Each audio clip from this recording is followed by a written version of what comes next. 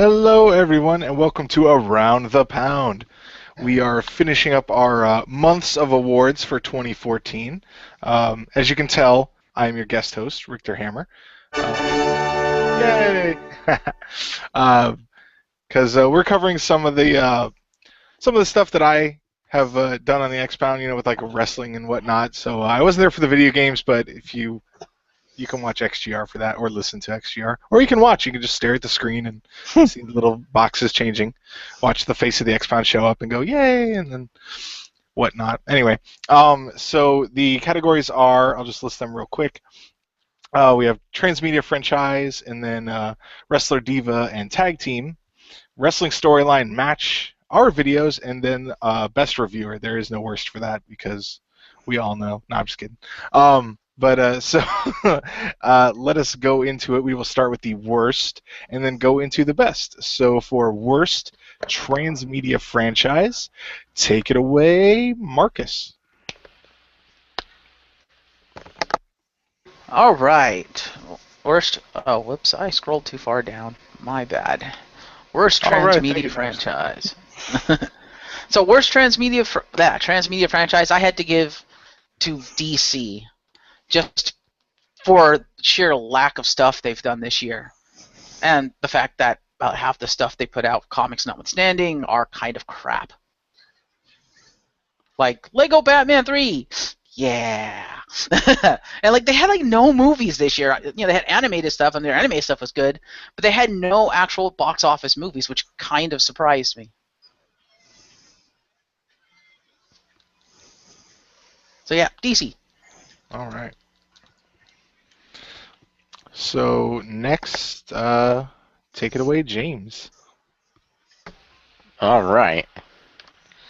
My worst transmedia franchise was WWE. Because between the repeated failures to launch their network in the UK, the fact that they're still monetarily screwed and have been for quite a while now, the botches of the TV deal and every damn thing else, and between the fact their content has just been crap on top of crap piled onto crap. Except for NXT. Yay. Which is the one shining light they have left. Which is seemingly doing almost everything wrong this year. WWE, to that, they're injured. Your top superstar has been injured most of the year. It was not a good year to be WWE. It's just no WWE. All right, that definitely makes sense. Not what I picked, but I do agree that they have definitely not had the best year. All right, so worst transmedia franchise, take it away, Mole. I've given it to a tie. Ooh. Is it a polka dotted tie? Nope. First, the obvious one, Star Wars. Yeah. Because effectively, in the course of 1 year, they erased their entire transmedia franchise off the face of the earth. And it's like, what the fuck? And now that we're finding out that the ideas that George Lucas gave Disney, they're not actually using for the film. The trailer looked like shit for the film. Rebels came out, which was shit compared to Clone Wars. I had to give it to Star Wars. For obviously the erasing of the EU and how it's been treated by Disney. And jointly, I had to go with Power Rangers. Because overly fucking sexist and shitty with how it handled the keys, to the point where we discussed of my little niece that loved Power Rangers no longer watches it because of how they treat her. To the point, if it comes on TV, she'll walk out the room and go and put something on Netflix. In another room, which, yeah, that's pretty bad. And it's like, I remember watching that with her as a kid, and I'm like, fuck Saban and fuck the people that support that shit. And it's just been really horrible. Their comics have come out, they've been shit. The TV show people kept complaining about and was lazy. In part, I enjoyed the series, but that was on TV this year, but I know it had some faults that people have had, so yeah, Power Rangers and Star Wars. That's fair enough. In regards to the Power Rangers thing, though, I'd like to point out that unfortunately sexism in the children's market is not limited to just that show. It's kind of across the board, because let's not forget that the other primary children's network canceled. Now, I think it wasn't just one but multiple shows because they even had female fans. Yes, but that's not. Also, forget that other network that you're mentioning also launched a load of girl shows. Such as? Like, for example, that was the network that My Little Pony: Friendship is Magic debuted on. Really? I didn't even know that. I don't recall ever seeing it on that network. That was on Cartoon Network and stuff. See, I think it might have been over there. I don't think it was ever on that over here. It was part of their agreement with Hasbro's The Hub. But see, I was gonna say, over here it's always been on the Hub. It's never actually been on Cartoon Network, to my knowledge. I could be wrong, but yeah. But let's not also forget the other network didn't also have a Trivial Pursuit game come out with the wrong questions. This is true. I'm not saying that it didn't deserve it. I was just making the point that they were not. It seems to be a growing problem of sexism, in children's media in general. We tend to the children's media franchises tend to be a little too too focused on gender roles and what is appropriate for boys versus what's appropriate for girls. They do, but I put it to you, like, for example, Cartoon Network, Teen Titans Go. There's equally the same amount of stuff of Raven and Starfire as there is of Robin, Cyborg, and Beast Boy. Transformer, when you turn over to Nickelodeon and you watch Power Rangers, yeah, they don't really give a shit. It says it all when this year the female characters and that were pretty much named the exact same as fucking Samurai, but with one letter changed. Wow, genius. Well, nobody sexist, racist, and hurtful. Well, nobody said that they had the best freaking writers in the world, and I think hopefully with the new exec producer, the upcoming season is going to correct that. We'll see. Yeah. Yes, back to Hammy. Yeah. All right. Well, yeah, we will definitely see.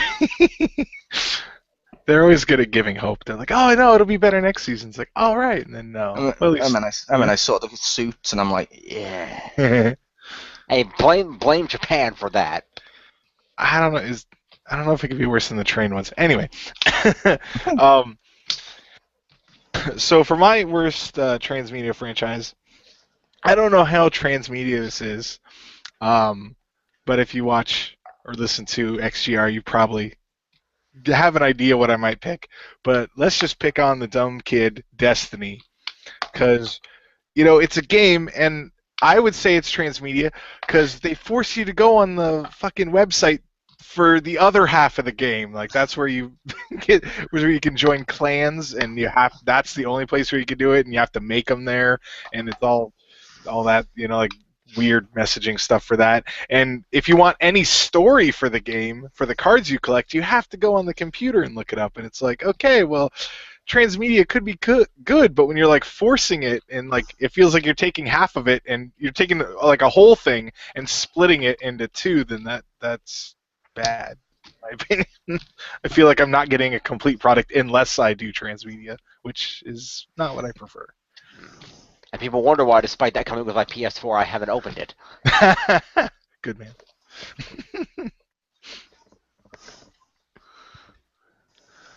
Yeah, that was mine. So now on to the flip side, we will go with the best transmedia franchise. So with that, take it away, Jim.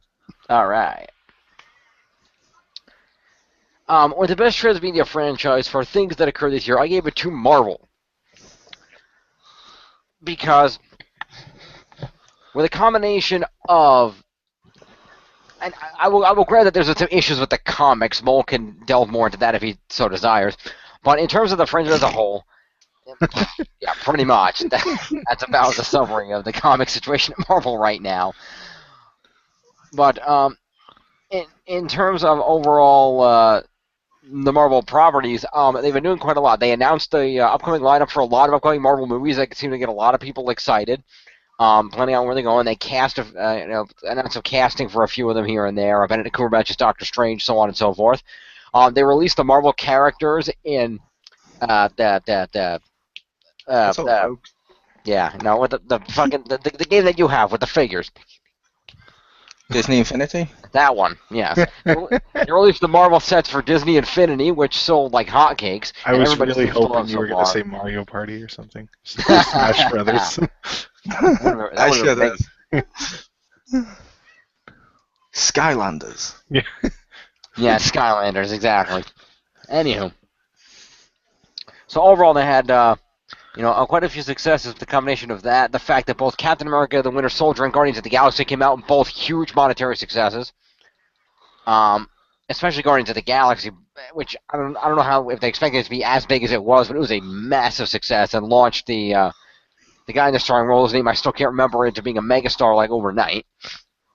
That and him voicing, Chris Emmett in Tucker. the Lego movie, but yeah. Yes, Chris Tucker. Yes, that's who it was, Richter. I think it's Chris Pratt. I just wanted to say Chris Tucker. Where's Chris Pratt? I'm hooked on a feeling. I'm unbelieving. To be fair, isn't the movie that technically launched him into a major star the Lego movie, which came out before it, and dominated the box office more? It did, but let's face it. Before Guardians of the Galaxy came up, when you looked it up and realized how many people actually knew he was the voice of Emmett. I did.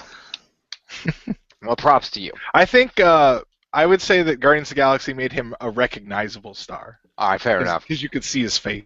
But, Fair enough. Yeah. But at either rate, two major blockbusters. I will admit, I only knew the Lego one just because I watched Parks and Recreation. Yes, he's also a big star. He's also one that cares over Parks and Recreation. Yes. Anyway, they had two blockbuster films that both did very, very well this year. The Disney Infinity game launched with the figures, and that was just a huge success as well. Again, as I mentioned, the announcements and things that they put out for the upcoming films and other such stuff like that there. And I will give them some props because they hasn't gone through yet, but they did build up and announce. I can't remember if they announced it just before, that was 2015, but they have announced a lot of upcoming things too. So I'm not going to delve into that because I think that was this year, but that was built up, that was hyped up in 2014 as well. Yeah, the Netflix stuff was announced in 2014, is coming out in 2015, but that is pretty. Which, to be fair, that's still something they announced. That's still something in their pocket for 2014. Yep. I meant that, and I was collectively referring to that, and also the fact that they've started putting out those promos of old story arcs for the Marvel Infinite Crisis that's coming out. That whole spiel, in the comics. But anyway, yes. Also the awesome Punisher and Luke Cage and other such Netflix series that are going to be coming out. Those are going to be pretty awesome. They were announced and hyped up. So overall, Marvel's just had, generally speaking, a really good year across their properties for the most part. It's been a real big success, and I'd say that they've done a good job with what they have. They've got everybody excited for the stuff that's coming up, even though they are hitting a few snags here and there. They're overcoming it well. And I'd say they had a really good year, even with the few minor setbacks they had. So, yeah, I gave it to Marvel. All right.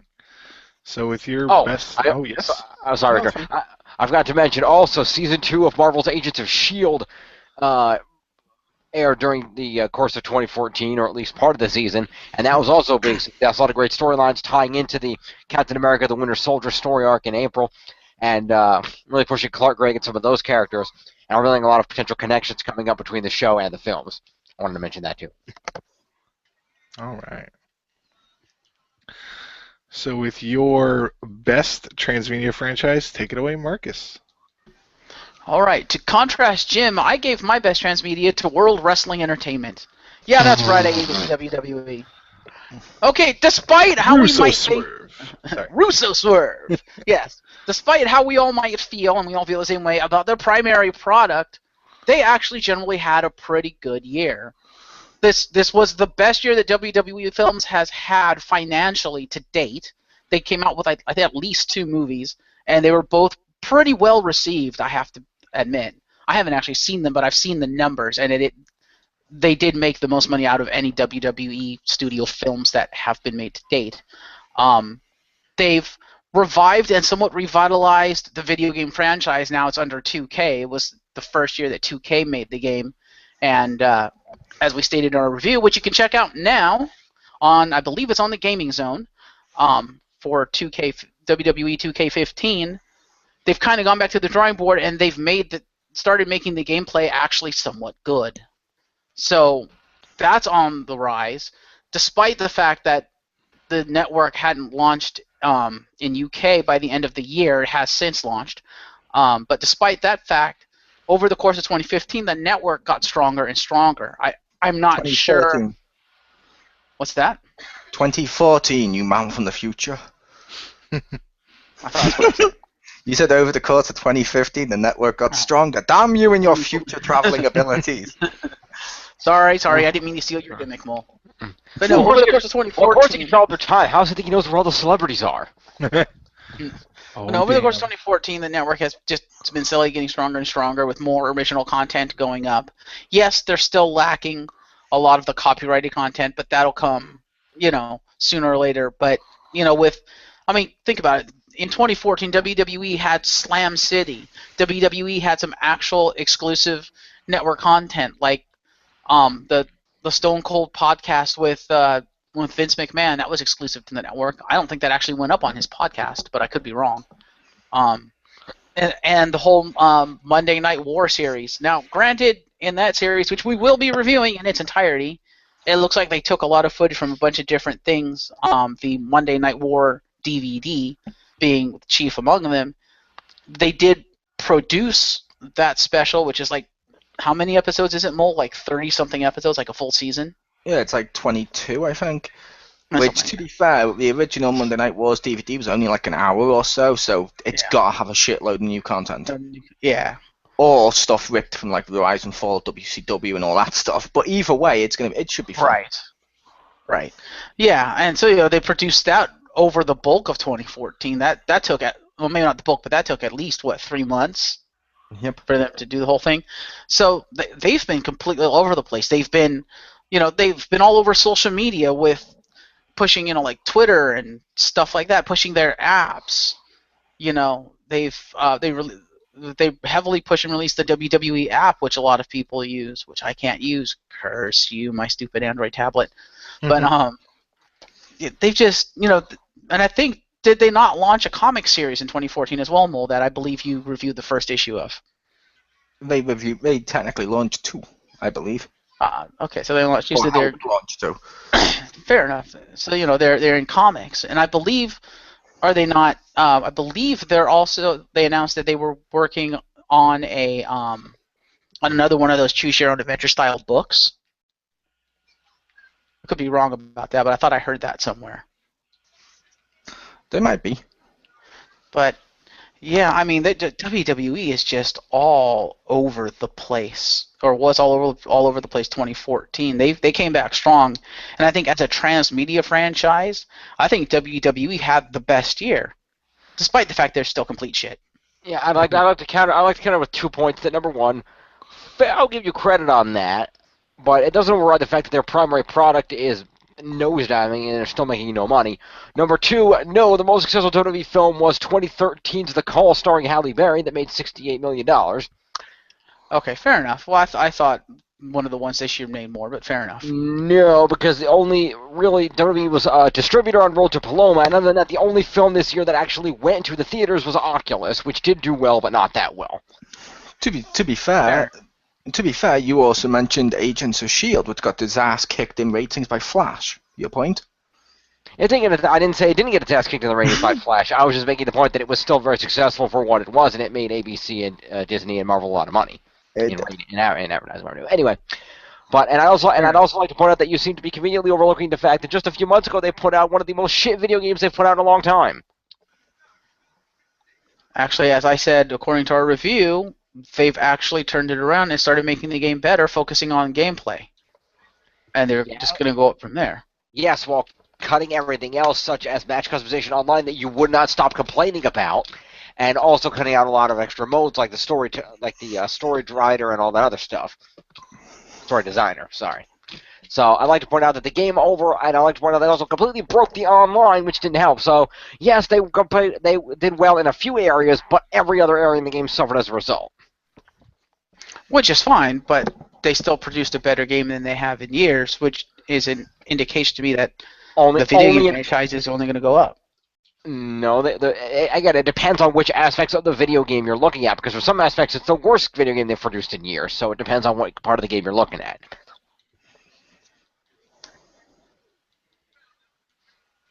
At any rate. Fair enough. If you look at the total package of WWE, despite all that stuff, they've, in terms of a transmedia franchise, they've probably had the best year. What's that? Sorry, you said the total package of WWE, so I said Hilux. Fair enough. The WWE Express. There you go. Nice. Yep. And I will say, just noting here, that it looks like 2015 is going to be pretty good for WWE too, because they've got the Marine 4 and the Flintstones and WWE Stone Age SmackDown coming out. Oh, and speaking of which, they had fucking Scooby-Doo last year. Yeah, that I will give them for. That was very good. Yes. They had so what? They had TV, movies, video games, social media, apps. They had it all. Comics. They pretty much had it all. Yes, but being everywhere doesn't make those things good. No, but most of it was good to the point that I think they had a pretty good year. So Really? yeah, I give it to WWE. Really, Leprechaun Origins was good. No, Oculus was good from what I heard. I heard Oculus was awesome. I kind of want to see that, and I usually don't want to see like. It seemed like a really interesting horror movie, but as far as I'm concerned, I don't care because even if I watch it, all I'm gonna be wondering is looking at the mirror, wondering why it's not turning people into lemons. Ha. So yeah. Fair enough. Back to the host. Agreed. All right. So with your best transmedia franchise, take it away, Mole. I also gave it to WWE. Ouch. For the following reasons. For the following reasons. It did the opposite of the two ones I complained about. Power Rangers, overly sexist. WWE, Breast Cancer Awareness Month. And did loads of stuff for that. Star Wars, erased continuity. WWE, put up countdown and shit to teach you about history. It's just done everything right. Like, as much as the network didn't launch here in the UK, doesn't stop the fact it launched there. Yeah, they lost a bit of money on it, but as they themselves predicted, they were going to lose money in order to make more money. Because now it's launched over here and stuff like that. When you add it all together, they're going to be making money. Yeah. It was a wise business decision. WWE's done that type of stuff before. It's like when they launched the first WrestleMania, they honestly believed it could really tank and hurt the business. Look what's happened. 30 years later, we still had a WrestleMania. WWE does take these risks, and they invest in the future, like this year, as well as the WWE video game, which is the best video game of WWE we've had since No Mercy. Basically, they also launched the Supercard game. The Immortals game also came out around now. They're launching more and more stuff with the apps and social media and like fucking downloadable app games and just various stuff to do with that. The network's been great. The Scooby-Doo movie was good. The Leprechaun movie was a piece of shit because how the fuck can you take Hornswoggle, whose gimmick is to dress like a leprechaun, put him in the Leprechaun movie and cover up his face and everything about him that would make him a leprechaun? That's stupid. However, sometimes stupid stuff works.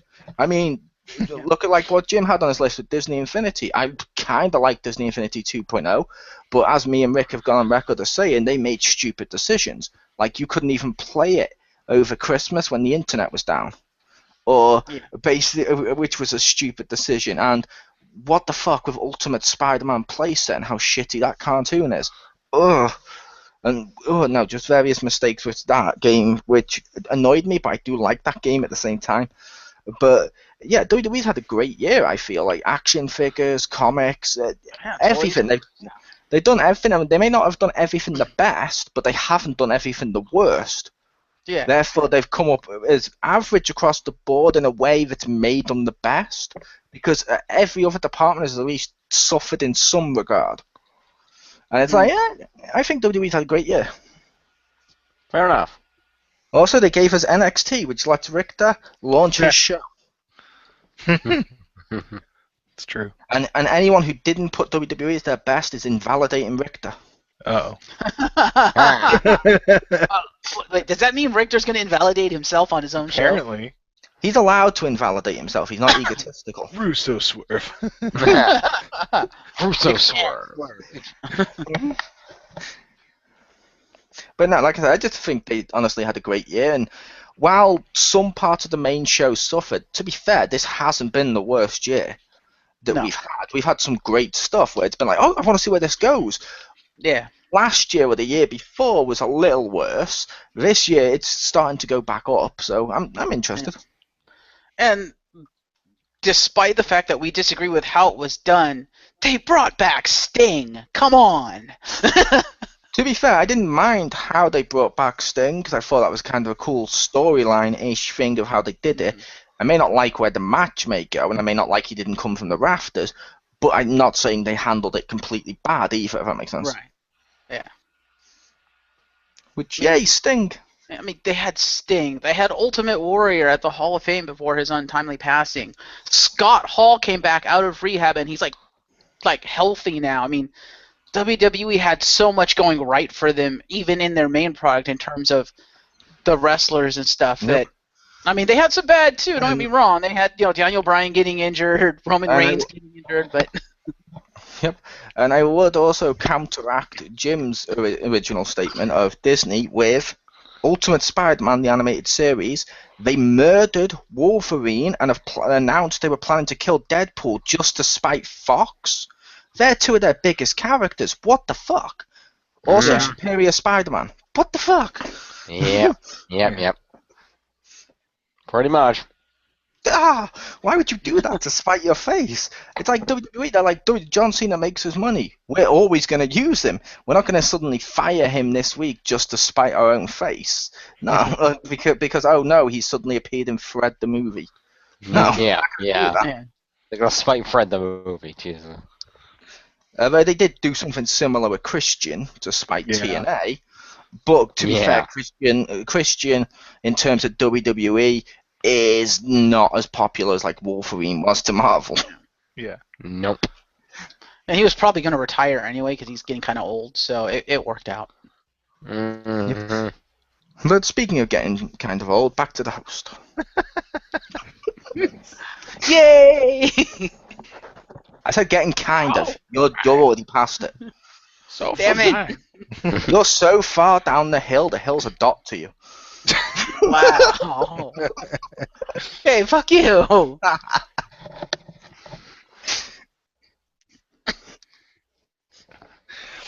All right, so for my best transmedia franchise, I was a little more focused, I would say, on that than to go to like the broader parent company. But I chose Legend of Zelda, simply because, as was mentioned on XGR, where Mole thought this could be the year of Link. Yeah. That's definitely a good point, and I think that I don't remember exactly what I think Hyrule Historia was last year, but they had a book. And then there's the Hyrule Warriors game, which is cool because it helps introduce Dynasty Warriors fans to the Legend of Zelda games more, and kind of makes you learn some stuff. Because I found out more about Legend of Zelda than I knew about, because I had only really played up until the Super Nintendo ones, and then it also Legend of Zelda fans might be like, oh, I can play Dynasty Warriors. I see how this goes, and it kind of crosses the fans, helps out there. And also, this is a very important distinction for me, too, just given the craziness of the past 2 months or so. The amiibos of Legend of Zelda you can find in a store. You can go to a store and you see Link and you see Zelda and you can buy them. You don't have to pay like 8 times as much on eBay. If you're a fan of Legend of Zelda, you can go get the amiibos for it. And I was like, yeah. So, wait, I don't believe that, Jim. What does Wikipedia say? Is that a thing? Well, Link was one of the top-selling ones, but you can still find him. According to Wikipedia, no one's gone to video game stores to purchase a game since Amazon. That doesn't make sense because Little Mac sold out. So would he, technically speaking, by the virtue of the fact he sold out, would he not be the top-selling one? Nope. Not necessarily, because Little Mac might have sold out, but that might be because they made less of him. Yeah, because Wii Fit Trainer, Pit, Captain Falcon, Little Mac, all of them have sold out, but they still sold less than Mario, Pikachu, and Link. I have to say, according to Marcus, if he sold out, that suddenly means he must be the best. I look forward to you giving Seth Rollins the award for Best Wrestler. Nice. Thank you. Very nice. I might have, actually. I mean, I don't remember who I gave it to. No. Close, though. But he sold out. He gave it to J&J Security. That's close. Yeah. Yeah, it was a great year for Link and stuff. And you also forgot to mention as well, they inserted him in other games like Mario Kart. Yeah, that's true. Yeah, he was in another one. Link Between Worlds came out for 3DS. Yeah. Well, yeah, especially for Mario Kart. I think Stacy also touched upon this, that a lot of people, when it was first announced, they're like, wait, like, I don't know if I want, because especially with, like that Mercedes-Benz DLC, they're like, this is weird. And then it's like, Link, I don't know if I want him in Mario Kart. And then people played it and they're like, oh, he's pretty fun. And, it was like, it got people over the initial distaste that they were having for the Mario Kart DLC. So. Yeah, which I will admit I did find that a little funny. Mario fans are like, you know what? We can accept Bowser karting with Peach because it's a fun game. Let's get over it. Legend of Zelda fanboys, but no, Link can't do it. Oh. It's like, really? But it's Link. Oh. Look how linky he is. I kind of wish he just rode on his horse, though. I think that would have been hilarious. But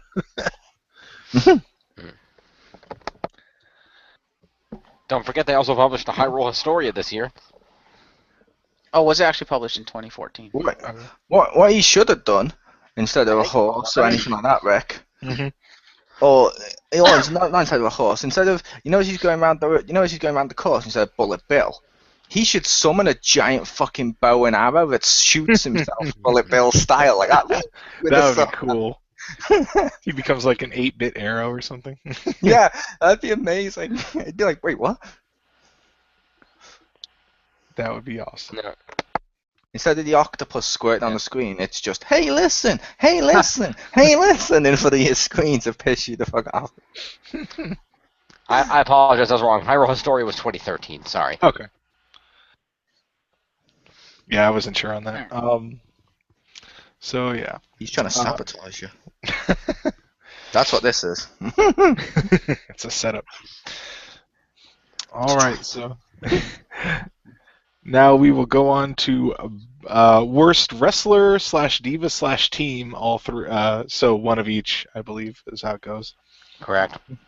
So did we want to split them up just to keep a little bit of order, or do you want little cluster? I completely agree with Richter and say we do exactly as he says.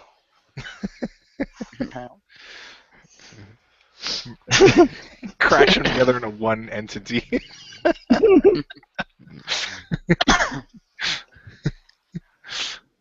Okay. Well, yeah. Might as well just list all three. It'll be slightly more chaotic, but it'll be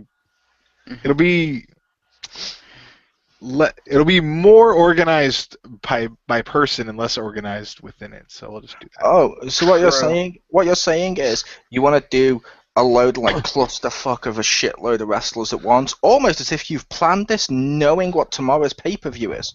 You're a genius, Rick. You're a genius. You're ahead of your time, mate. Yeah, every 90 seconds, you have to switch who you're talking about and throw in a new award. Anyway, that might be an interesting idea. Not going to do that, but that might be an interesting idea. Anyway, so with worst wrestler, diva, and team, take it away, Mole. Thank you. Worst tag team, Miz and Mizdow. I like the concept. I think they've had some good matches. My main problem with that is some of it as well has resulted in the fans having this belief that while Miz is in the ring wrestling another wrestler and is doing great, and it's actually a great, solid quality match, to go, Sandow's done something funny on the apron. Whereas during Ryback's matches, let's say, we're supposed to be on the edge of our seat. What the fuck kind of a world are we living in that this is what's happening to wrestling? But I know it may sound bad, but yeah, I just like that way of it. But people are ignoring Miz and on the edge of their seats for a Ryback match. What has happened? I don't want to be here anymore. Yeah, that was the reason I gave it to them. Like I said, not a bad team. It was just the gimmick hurt the overall match quality to experience and watch, and distracted from actual wrestling, which is fundamentally a flaw when you're watching wrestling. But worst divas, Funkadactyls, both of them. Because Funkadactyls, I don't like. No, they're crap. More on that later, but they're crap. And worst wrestler of the year, CM Punk. I don't think CM Punk is bad in the ring. However, it's hard to not give him bad or not to give him worst wrestler for leaving said company, slagging off everything about wrestling and how the WWE runs its business, then fucking off to UFC. It's like, I can't not give you worst wrestler for this. It's bad, and I know both sides have done equal stuff, and I know both sides may be wrong, but in terms of as a wrestler, this year he sort of showed up for what, like 3 matches, if that, and left suddenly out of nowhere, and then went on other shows to slag off WWE. It's like, that makes him look bad in my eyes, but that was my 3. All right. So with yours, take it away, James. Okay. So I'm going this order. I also gave my worst tag team to Miz and Mizdow. I always liked you, Jimmy. I wasn't so much. Mole makes a valid point, and part of the problem is, of course, taking away from the good wrestling going on in the ring. At the same time, I'm just tired of the gimmick. I'll be honest with you. It was funny when they started it, and it's funny to see, Sandow do this stuff, and now they're cheering for Sandow and not for Miz. But it's gotten really, really old, and you're beating a dead horse with it. And I hope to God that tomorrow night one of them throws the other out of the Rumble and they can end it. Honestly, that's the exact same way I felt when we took Jack Black, shaved him completely off of facial hair and stuff like that, and claimed he was Asian and got him to host a show called Shadows More. I don't like the gimmick. I kind of wish he'd go back to Jack Black. What? Where the fuck did that come from? My mind, man. It's like a scary place to be. To quote my old entrance music, I'm like a total freaking rock star from Mars. Like that literally came out of nowhere. It's an RKO out of nowhere. It's a momentum out of nowhere. Momentum shift. Oh, wait till later when I present evidence. Take that. Wow. Objection. Overruled.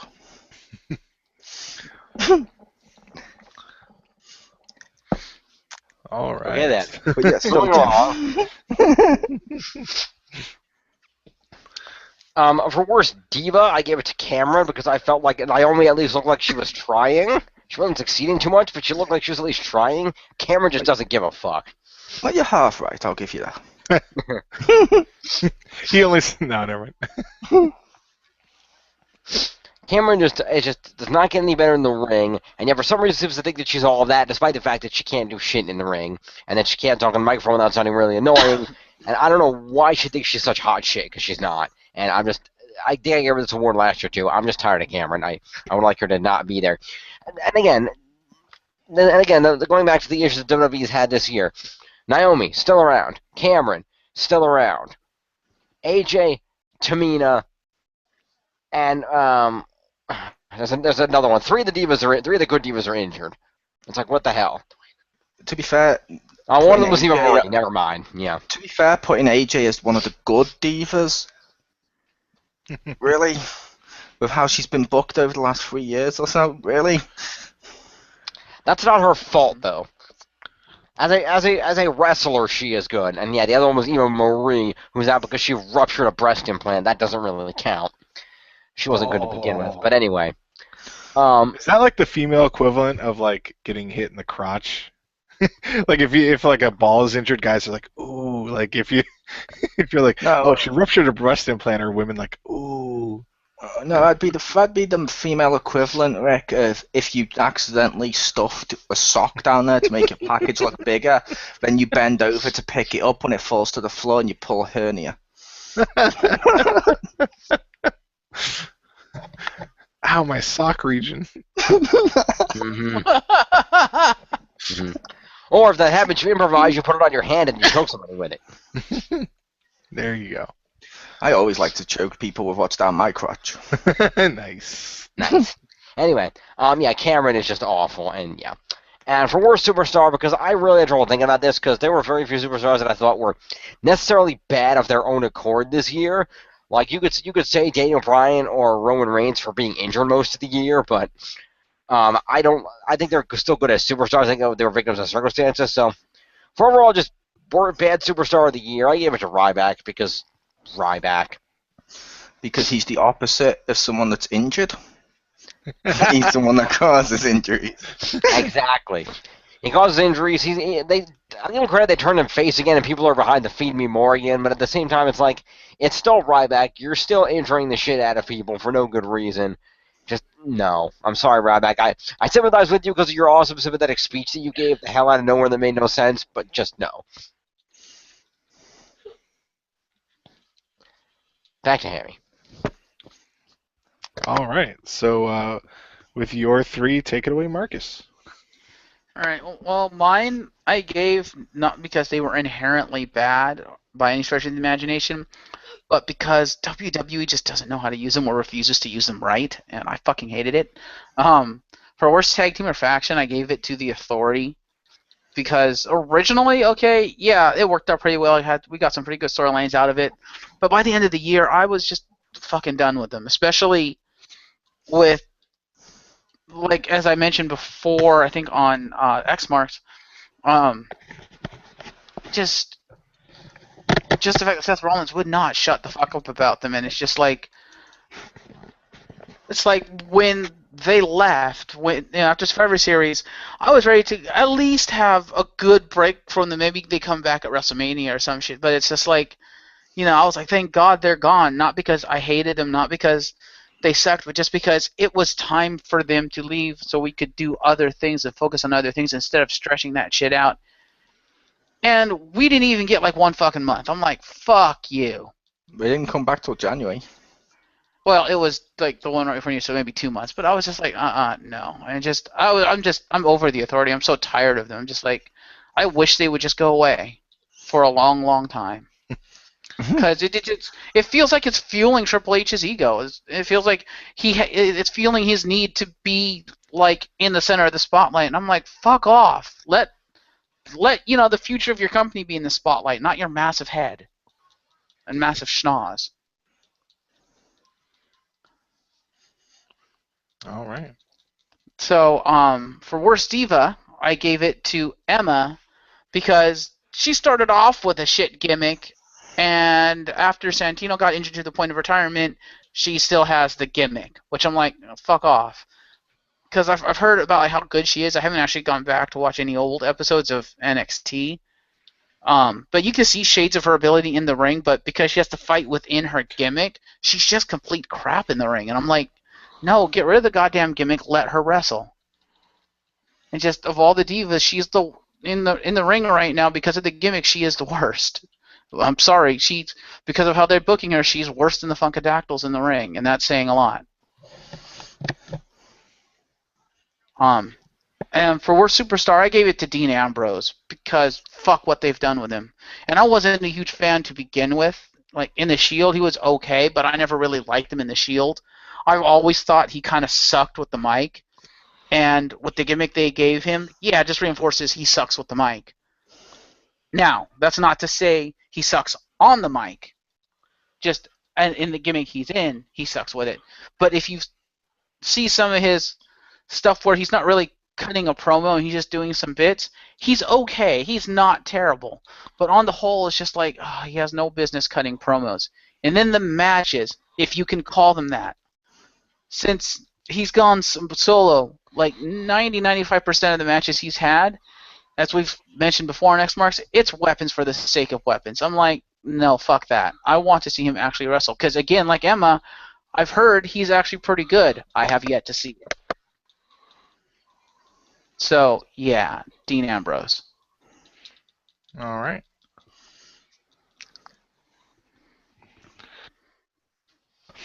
So it is time for mine then. Mm-hmm. So for worst team, Granted, I haven't seen much of Raw. And I get to see like little clips, and I'm gonna go with the Ascension on SmackDown. I don't actually dislike them.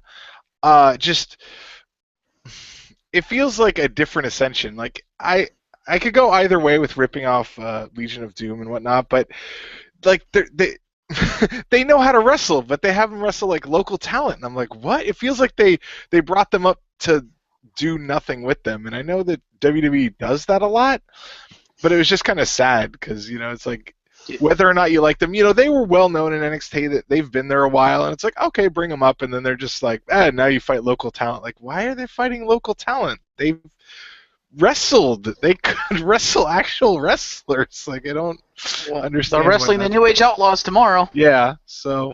Yeah, but he said actual wrestlers.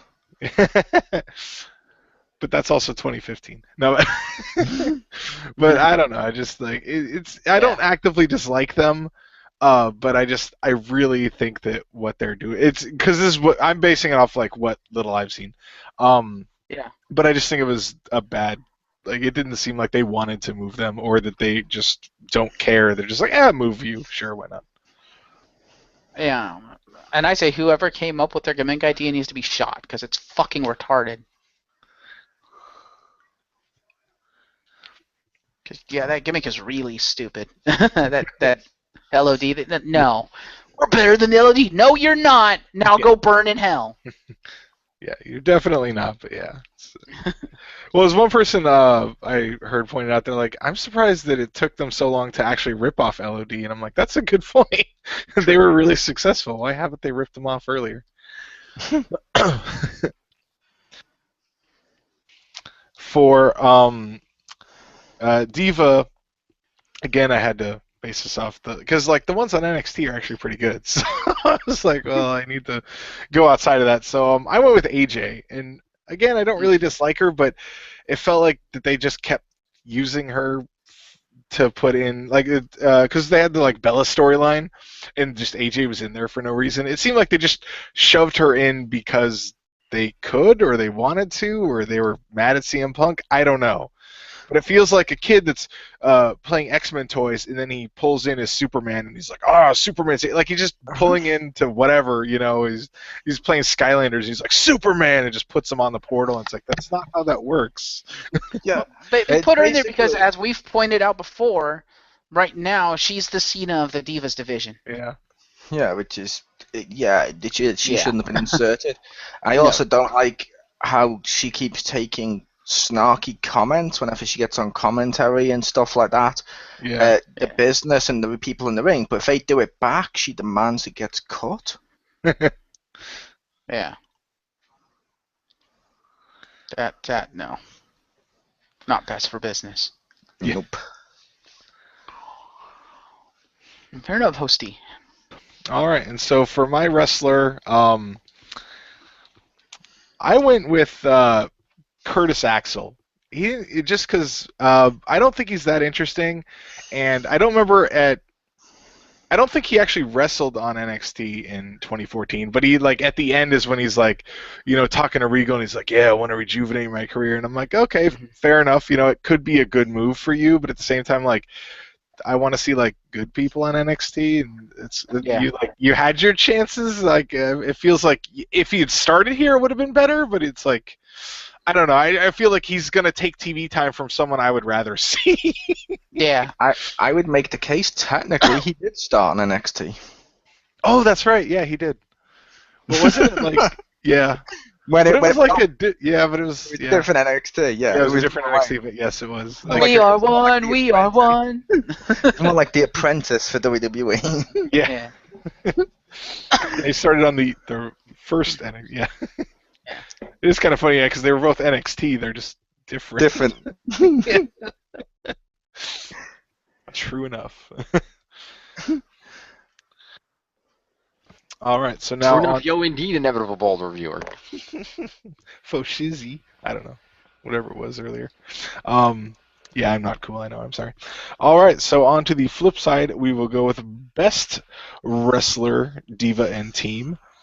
So first with that, take it away, Marcus. All right, so my best tag team, and I'm going for this one strictly on who I felt the best tag team was, like just pure, and I'm going with the Usos because they had a hell of a year and they are really good in the ring. So I think technically of the tag teams that exist and existed in WWE in 2014, I don't think you'll find a better pure tag team on the roster.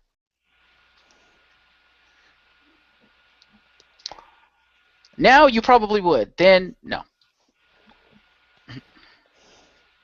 My best diva, I'm giving to Charlotte Flair because she's fucking awesome, and she by far had the best diva matches of the entire year. So yeah, she's really really good. Like that's what I want to see when I see a divas match. And what? I think I was agreeing with you. I was like, yeah, that was a good. She's had some great diva matches. Fair enough. And for best superstar, I gave it to current NXT World Heavyweight Champion Sami Zayn, because holy crap, his story and that entire storyline was just friggin' epic. And he went out consistently every day, or every NXT, and just consistently put on great, like 4 or 5 star matches. And I don't think you can take anybody on the current active WWE roster, the main WWE roster, and say that. I don't think any single superstar on that roster can make that claim, but Sami Zayn can, because he's that good. You didn't know who he was till Edge wore the T-shirt. I'm kidding. But no, and he's good on the mic too. I mean, he's, you want to talk total package. Aside from the fact that he's not overly big, so he doesn't, satisfy Vince McMahon's big man fetish, Sami Zayn is effectively the total package when it comes to wrestling. And I can't wait for him to be called up. I also kind of dread that because I'm kind of scared of what the fuck they're going to do to him. Yeah, Sami Zayn. Back to Baldy 1 Kenobi. All right, so with your 3, take it away, James. Jimmy. Fee-hee-hee-hee-nee. Sorry about that. I thought that was unmuted. Anyway, for my best team, I give it to the Usos. Woo! So. Thank you. But yes, the Usos had a pretty good year. They were the tag team champions for the majority of the year. They're great in the ring. They had great matches with the Wyatt family back when they were the Wyatt family. They were tag team champions twice in 2014. Twice in 2014. Okay, fair enough. Yeah, they won it back at the end of the year. That's right. So yes, the Usos got tag team title reigns. They had great matches, even if it did get a little repetitive because they were in the same match over and over again. They were still good matches. They got themselves put over even more by appearing in Total Divas with their respective girlfriends. One of them is wife, the other one is, I think, dating somebody, an NXT star, I think. But anyway, they got some appearance, with the dating. One of them married to Naomi. They got the marriage on Total Divas, and that was a whole to-do. So they managed to get exposure that way. And overall, they've had a great year as a tag team. And it didn't hurt that The Rock is their uncle. Well, that too.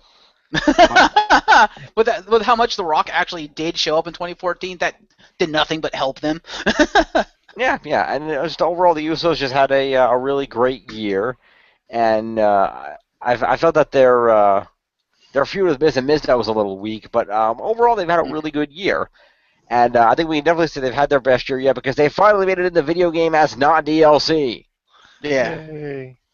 It was on the disc DLC, but still. No, I'm kidding. It wasn't.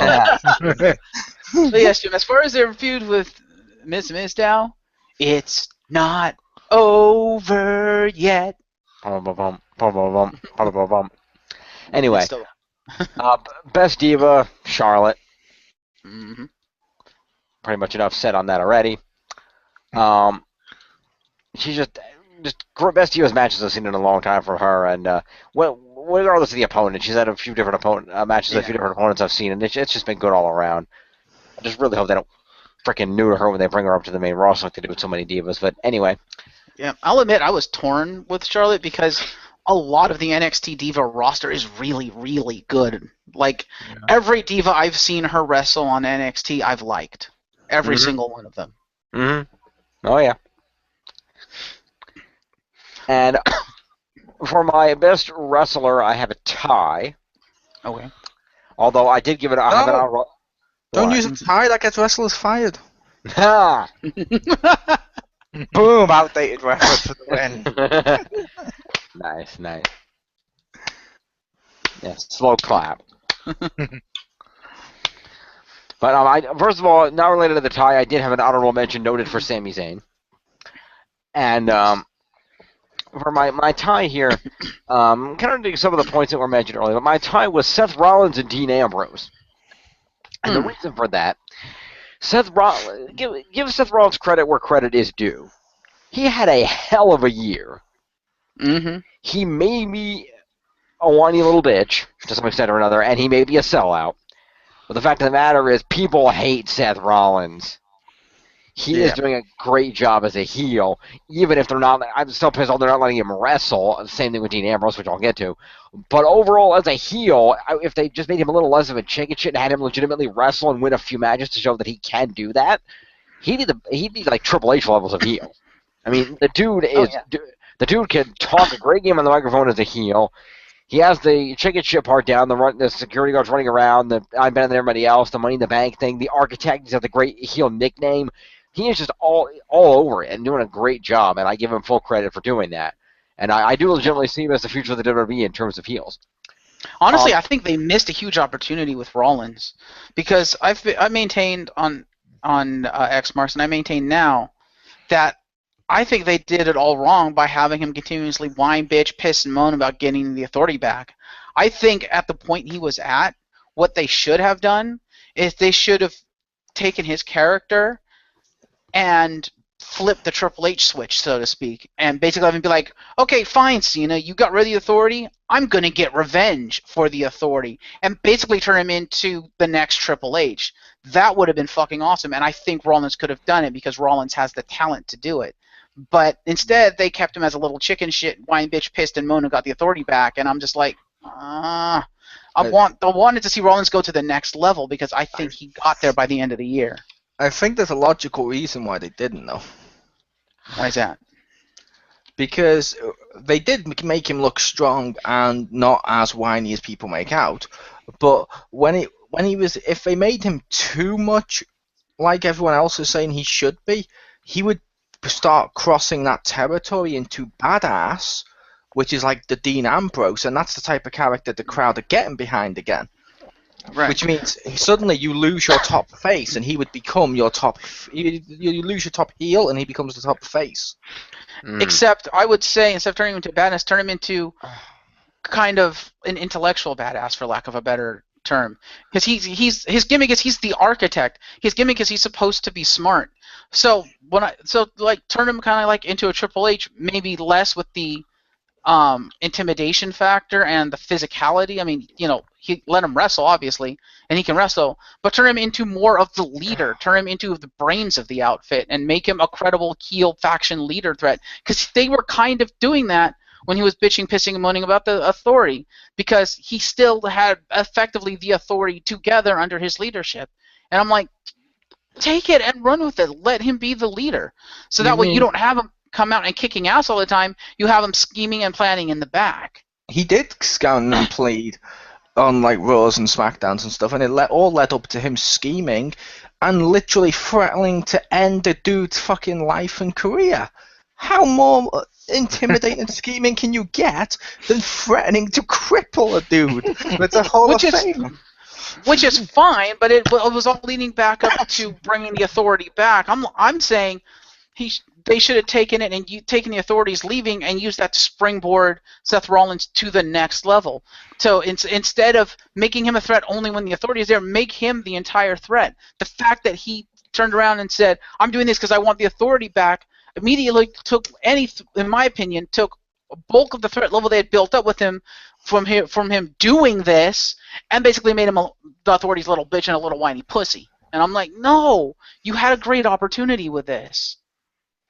And I think Rollins was ready. He's shown he's ready. And I think he could have taken it and basically been the, for lack of a better phrase, the heel face of the company. Kind of like Triple H was the big primary heel. I think he could have taken the ball and ran with it. Because with the sheer amount of heat he's got on him, and with the experience he's got now and what he's shown he can do over the course of the last year, if they'd have taken him and said, we're going to make him the big number one heel, now that Triple H and Stephanie are gone, we're going to make him the heel, I would have been okay with that. I would have been firmly behind that because I have faith that he can do it. But when they just went back to basically the same shit he's been doing, I'm like, because I never really liked his I'm going to be a little weasel gimmick, but it kind of worked for what they were doing, and they were building him up. And I was like, okay, you know what? This will work if they build up to something else. If they build up to him, actually becoming the heel that it looks like they're building him up to, and it just kind of fizzled at the end. I'm sorry, I did not like that at all. The Authority coming back. That's the big reason why I gave the Authority the worst tag team. And it burns me that they did not allow Seth Rollins to run with it, because as you've said multiple times, he is the future, and he is really, really good, and he can do it. But maybe it's just me. No, I agree with you. You're right on that. Like I said, that's one of those problems WWE have, is they tend to drive their heels toward the chicken shit heel role instead of letting them legitimately win matches to show that they are threats. And that's kind of a problem they've had with heels in recent years. They've gotten over that a little bit with Bray Wyatt, because Bray Wyatt has gone out there and just legitimately beat people, so that's fine. But with a lot of their main event heels, they tend to have a problem with making them the chicken shit heel and not knowing how to book them. Because it's like they want to make them the heel, but they don't want their faces to lose and look weak. And they seem to have lost their ability to balance the two. Mm-hmm. But anyway, my other half of the tie was Dean Ambrose. Yes, his matches have basically become, what weapons is he going to use now? But at the same time, dude is over as all hell. Yes, people are cheering as he comes out. They're waiting for, they're loving Ambrose's random stuff. He's great on the microphone. He's got that almost that. Who said no? Me. Oh fuck. I'm sorry. I don't like Ambrose. You can barely understand the guy. I mean, it says it all when I say you can understand Razor Ramon better than you can understand Dean Ambrose. Come on. Razor Ramon wasn't hard to understand at all. Not really. What I've seen him, he had that accent. I could totally see him being a little bit hard to understand. But yeah, with Dean Ambrose, I feel like he's maybe a little hard to understand here and there. But Dean Ambrose is an interesting combination, because he's a combination of the Scott Hall attitude and the Shawn Michaels cockiness in terms of promos, and I kind of like that. And I think it works well for him on the microphone, where he speaks more through his actions than he does through his words. But every so often, when he pulls that old school Shield style promo where he's in the back and there's one camera and he's just being all crazy in the back, the darkened backstage area, I think it works well for him and it gets him over. Do I think they need to let him wrestle? Yeah, same thing as I mentioned with Seth Rollins, is he needs to actually wrestle because he can do that. You want to have him use weapons and beat people up, that's fine, but still have him wrestle, because even the most diehard of guys that like to come out and use weapons usually can at least wrestle to some extent or another. And in the case of a guy like Ambrose who can wrestle, let him use the weapons and be unpredictable, but let him wrestle. You can be unpredictable without it being, what weapons are he going to use next? He could be unpredictable in other ways. Let him do that. But I like his character. His character is really good, and it fits him. I hate the gimmick that they're using that character for. The gimmick is shit. Which is fair enough. I can see that. Yeah. But that's me. We're before we go too long on this, let's go back to Hammy.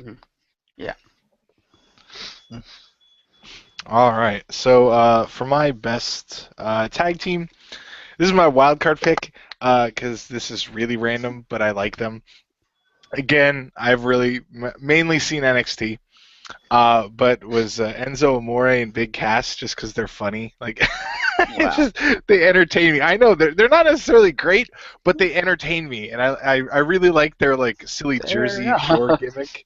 And fair enough. I'm actually a little surprised, but fair enough, because I'll admit the first time I saw them, I was like, "What is this? This is shit." Yeah, I first saw them and I'm didn't like, like 'em. who the hell are these guys? But I don't know. I think they're pretty funny. They entertain me, so I don't know. It's Fair enough. yeah. I know it's a bit out there, but I was like, I like them. And for what it's worth, the crowd seems to get behind them, and they're inadvertently pushing blue pants. Blue pants. They're taking a female Brooklyn brawler and making her awesome. So It seems like they're they're pushing him to be the modern day Too Cool or something. I did like Too Cool back in the day for a while, so I can see that. I mean, are you telling me that? I think it's Enzo Amore, the short one with the spiky hair. Are you telling me he doesn't look like Scotty Too Hottie? He does. He looks like Scotty Too Hottie grew up at the Jersey Shore. Yeah, pretty much. Like Leopard Prince in his shaved head, but yeah, but yeah. So I know it's a weird pick, but I like them. Yeah, like Scotty Too Hottie in this situation had a love child. Yes. If Razor Ramon and Shawn Michaels had one, apparently, for Dean Ambrose, then anything's possible. Yeah, I could see that. But for Diva, as several people also did, I went with Charlotte because the Divas are good on NXT, even ones I don't like their gimmick. I still think they're really solid in the ring, but Charlotte is like, okay.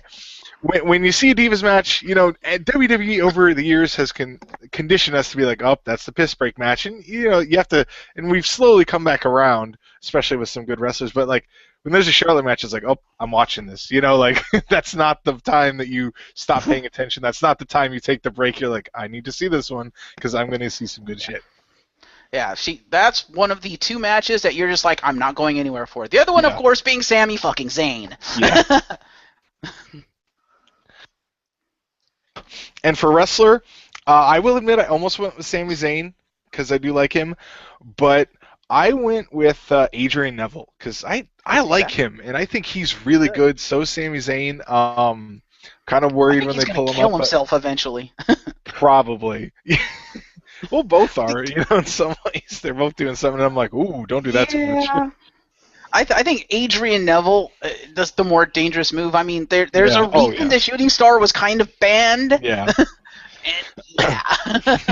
Well, I just picture like Sami Zayn. Well, a lot of people in NXT jump over the top rope, which is funny. Mm-hmm. But Sami Zayn has that awesome dive through the ropes. Like he could take the header into the post. And that's that. I'm worried about that. And thankfully even like when because in a couple of the matches I've seen, you know, someone counters it, but that could go really wrong. But but I like high flyers, you know, that like luchador style. And Adrian Neville's had he's had really good matches, especially with Sami Zayn. And you know, just occasionally, I think most of like his high profile matches, he does something, and I'm like, whoa, what? And I'm glad that on the WWE network on the computer, there's that awesome little rewind 10-second button, because I'm like, whoa, what was that move? Like, because it's just you blink and it's over, or you see it and you're like, what did he just do? And you have to like watch it again for your brain to process. Oh, it was just this move really fast, or just slightly modified. And you're like, that was cool, but I just think he's pretty cool. Yeah. Nice. Is it wrong that I'm now envisioning in my head? I kind of want to see, but I don't know if it would be physically possible to pull it off. Mm-hmm. I want to see Sami Zayn versus John Cena, and I want to see Zayn go for the torpedo DDT, and Cena just stands up and catches him on his shoulders and then AAs him through the table. That would actually be a pretty cool counter to it. I don't know if that's physically possible even for Cena to catch Sami Zayn like that, because there's not a lot of space between Zayn and the floor. But yeah. I will make it legal.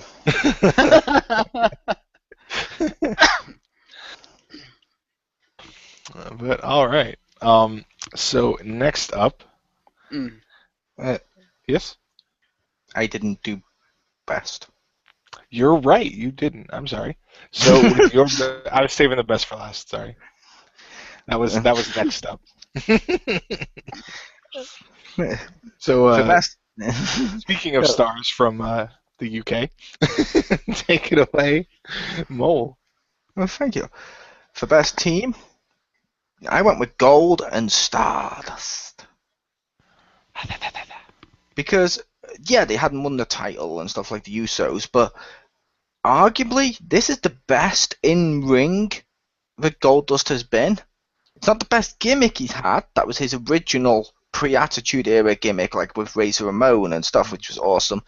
But in the ring, he is so crisp now to the point that it's like, I like him. And with Stardust is kind of cool when he's doing all the Stardust and stuff. It's just wonderful with like his Green Lantern outfit, and I just like those two together. They cut some great promos and they had some great matches. You don't want Mizdow, you want Stardust. I do. Stardust is like all the lanterns rolled into one at this point. It's like every week he changes his lantern ring. He's not been dead. Spoiler alert. Hasn't he come out in just straight up Goldust colors, black and gold? He has, but I was saying he hadn't been dead, which was the gimmick of the Black Lanterns. Ah, fair enough. But for Diva, I went with Paige. She's good. I love Paige, and this is the year that she came up onto the main roster, which people have been waiting for. Yeah, you could argue they didn't use it quite as well as they could have, but she had some good matches when she was on the main roster. She's now in Total Divas, which is only going to help make her more of a household name. She's been teaming with Natalia and stuff recently, but I like Paige. She's really good. Yeah, she's probably the best, maybe arguably second best diva on the main roster at the moment. Because I'd put her up there with Natalia. Yeah, I'd say Paige and Natalia are probably the two best wrestlers, period, in WWE. I think Charlotte's really good, but I think Paige, when she was in NXT, was better. Fair enough. If that makes sense, when she was the anti-diva, which worked. For best wrestler of the year, I had a tie between two of yours. Okay. No, not you. No, that sounds bad, but I'm sorry, my creator wrestler. Sorry, Marcus, I wasn't supposed to be hurtful. I meant I gave it to from NXT, Adrian Neville. Yay. And from WWE's main roster, Seth Rollins. Seth Rollins, yeah. For two very different reasons. Adrian Neville on NXT, he basically they don't really have storylines and stuff that are good. If that makes sense, that's not an insult. It's like Ring of Honor. Ring of Honor had some great stories. Scratch that. It's more like the pure wrestling thing because it's the developmental show, and like an indie show. Yeah, and when you get it's designed to highlight the wrestling. Adrian Neville shines in that department. Mm-hmm. The main roster is designed to showcase not just wrestling, which Seth Rollins is really good at, but it's also designed to show storylines. And arguably, no one in WWE on the main roster has been in as many storylines or as main focus as Seth Rollins. From everything from winning Money in the Bank to Brock Lesnar, the guy that ended the streak. You know, Paul Heyman may have brought this up once or twice. And yeah. Yeah, he did do that. Yeah, the guy that beat Cena down and made the great Superman of John Cena look like Plastic Man. It was like what did Seth Rollins do? He fucking showed no fear and curb stomped him. That takes balls right there. I'm like, to me, that takes as much balls as like back in the day when you'd have like, as much as he's not my favourite, when you'd have Austin flip off Undertaker and Kane because of how credible and threatening they were supposed to be. It's like, wait, you're not supposed to do that. He's not supposed to come out and curb stomp Brock Lesnar. You don't do that to the most credible big fucking powerhouse. You don't do that, but he did. And then when Brock came out to destroy Cena in this cage, what did Seth Rollins do? He smiled and he stayed in the corner, but he didn't leave. He only smiled once. Paul Heyman shook his hand, said, "It's okay, we're not after you." But he didn't try and leave. He stayed his ground. If he was the real chicken shit, as people make out, he would have fled the cage. He would have just climbed the fuck over the top, and he would have left.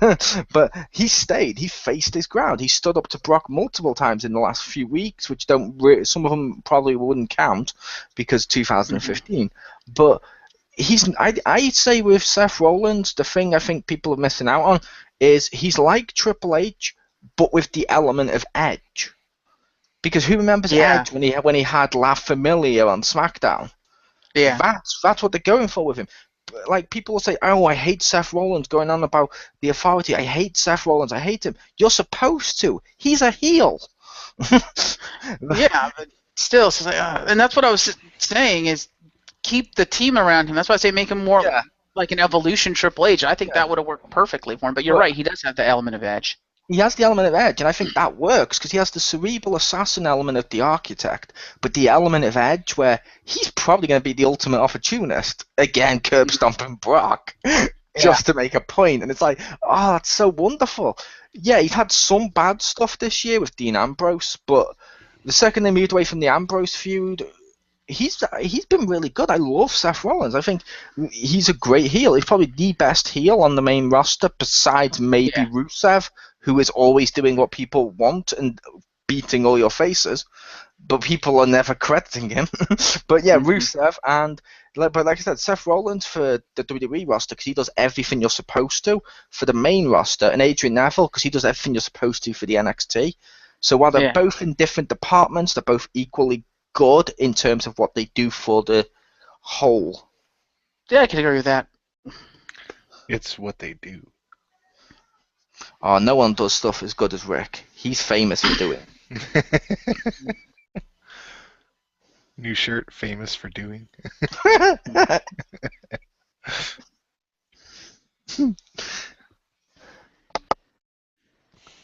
Okay, so on to the next category, which is wrestling storyline. So with the worst one, take it away, Mole. Yay. Authority. Yeah. Not all of it. The bit versus Daniel Bryan at the start of the year. The Authority versus Daniel Bryan. Because that was really unwatchable. I mean, it's like people bitch about Brock not being on TV and how, oh no, you should have a championship every pay-per-view. But when second Daniel Bryan was injured but when he had the title and wasn't going to be champion for the pay-per-view, like, well, yeah, it's Daniel Bryan. We want to shout yes, yes, yes. And take candy from strangers in vans. But that one may have been an exaggeration for comedic effect. But I just really did not like the Authority versus Daniel Bryan. I thought that bit was really weak, and it dragged on. Stephanie versus Brie was better than Daniel Bryan versus the Authority, and that's bad. But I didn't like that one. So back to Hammy in his ivory tower. Yeah, that's become a thing. You officially have an ivory tower. Might need to be a card. Richter's ivory tower. Okay, so I will go next because mine is also the Authority. Not necessarily the same reasons. I haven't seen much of them, but I'm pretty sure I've said this several times. But like back with the McMahon-Helmsley era, that's when I stopped watching, and so they brought that back. And it just whenever I see it, I'm like, oh yeah, there's a reason I stopped. And I don't know. I didn't like it back then, and I don't like rehashing it now. I think some of the Seth Rollins stuff was okay, but like whenever they're in the forefront of it, like Stephanie and Triple H specifically, I don't like it as much. So yeah, I had to go with that. So the next person to go is Marcus. All right, I gave it to Dean Ambrose versus Bray Wyatt because that feud was wholly unnecessary, and it was basically when Dean Ambrose became complete and utter shit. Because before that, the problem I had with Ambrose is they wouldn't let him fucking wrestle. He had a couple of weapons matches here and there, but oftentimes he'd actually have actual wrestling matches, and they just wouldn't let him wrestle because they manufacture some bullshit excuse about why he can't compete in the match. And I'm like, fuck off. Let him wrestle, or they would just beat his ass down and not let him do anything. Let them and then fight. And then when he finally got out from under the stupid Seth Rollins Authority feud, which I'm still pissed that never really ever had an ending. Like, yeah, what happened to finish it? No, fuck that. That's not an ending. But I was glad they got away from it because I'm like, okay, maybe they'll actually let him wrestle now. And it's like, okay, he's going to feud with Bray Wyatt. Okay, this could be good. And then that's when it began. That's when every fucking match those two had were weapons for the sake of weapons. And I was like, okay, for the first one, I was like, okay, that's fine. It's a weapons match. It could be kind of cool. And truth be told, some of the weapons matches are pretty cool.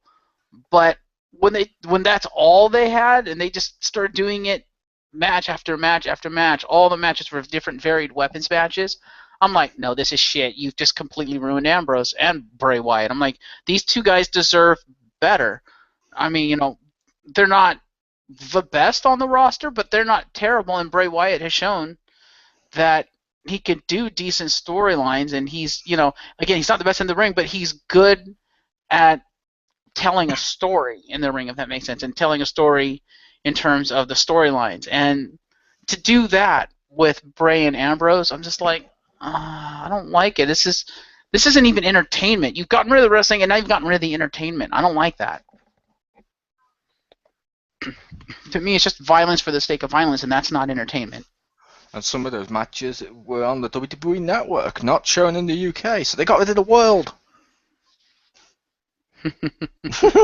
No, none of their name adds up at all. I don't know what to believe anymore. But yeah, that's why I gave that the worst wrestling storyline of 2014. Back to Hemi. All right, so take it away, Jim, with your worst storyline in wrestling. Jimmy! All right. Woo, woo, woo, woo. Go time. Jim Bob Stash. All right, and to round this back out to where the category started, I gave it to the Authority. Fair enough. In my case specifically, I gave it to semi-recently from right around the end of the year of let's get rid of the Authority for no reason just to bring them back a month later. Yeah, that was a waste of time. They had a reason. You saw them. Triple H said, I am the greatest, and I'm going to leave WWE for no reason. I wish that happened now. That would have been amazing. Damn you, 2K, why'd you get rid of Story Designer? But yeah, that seems like really stupid to me. Like, they got rid of the Authority because it always would be a big deal to get rid of the Authority. But then they had no idea what the fuck to do without the Authority. So it's like, okay, we're going to have Brian be in charge for a night and be a huge dick to people like Rusev for no reason. And, although I will give him credit for concessions, Kane, that was hilarious. And then they were like, oh, then we're going to have the fucking laptop come back, even though that makes no goddamn sense. It was so stupid while they were gone. And when they were with the Authority, I was pissed they brought the Authority back, but I'm like, all right, this is better than the stupid shit that's been going on. I will take this. I would argue the laptop makes as much sense as the Royal Rumble, in which Mick Foley came back as himself in different gimmicks three times. It's like wrestlers can easily swap back to previous gimmicks. Hornswoggle will just swap back to that. I thank you. I don't know what you're talking about. I saw Mankind, Cactus Jack, and Dude Love in that Rumble. Yeah, Jim, I think that's what they were going for. I think they intentionally made all the Raws after the Authority left to be complete shit, so that the crowd would want the Authority to come back because it would be better than what was there. Which I'm like, fuck off. But no, I don't think that was the case. I think it just sucked because they didn't know how to write without the Authority there, and they were just, well, we're bullshitting this for a month until they come back. I'm not sure if they even intended that to happen. They may have been thinking. They may have had other possibilities for, John Cena can bring the Authority back, and it might have just been they realized, shit, we better do this now because we have no idea what the fuck to do in the meantime. To be fair, what they should have done was put Seth Rollins in charge. Yeah. They should have, yes. I said, to be fair, at least two of those were good. The Edge and Christian one and Hogan. Fair enough. Or if they were going to go with, as they're kind of going now, with the whole Seth is now standing up to Brock Lesnar and stuff, and Brock is being more of neutral, fuck it, put Paul Heyman in charge. Paul Heyman would make lives for both Cena and Rollins living hell. It's like, okay, yeah, you curb stomp Brock Lesnar. Brock Lesnar's going to make your life a living hell because now I'm in charge. Pretty much. As we covered, they're already losing enough money. Nice. I think they put him in charge of the treasury. In storylines, it's the same thing. I mean, I don't know. It's just they had so many good options in the chamber ready to go. And what do? They go back to Triple H and Stephanie. I'm like, no, fuck off. I'm tired of them. Although apparently WWE's having so much money troubles, next week on Raw, Ted DiBiase will return as the $100 man. How amazing would that be? The $100 title. Film. And tinfoil. Macaroni glued to it. Well, no. The thing is, No, Virgil can afford it. That's how cheap it is. That's funny thing about the $100 title is that you wouldn't have to do that because that would look pathetic. Considering you can go to your local store and buy a plastic title for $10. That's next year's. You can, but I put it to you that the titles you buy at your local store are not custom titles. He wants a custom title. True, but that didn't stop Damien Mizdow. He didn't want a custom title.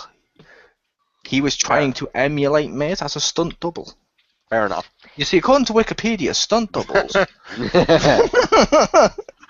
Anyway, like yeah, overall, I gave it to the Authority for that little bit going on there. I didn't like that. Back to Harry. Agree with that. All right. So next up, we have the best wrestling storyline. So why don't you take it away, Marcus? All right, my best wrestling storyline for 2014 was The Shield versus The Authority. That was a really good storyline, really well executed. The only problem I had with it was how it ended because, yeah, heel turn and betrayal out of nowhere for no good reason.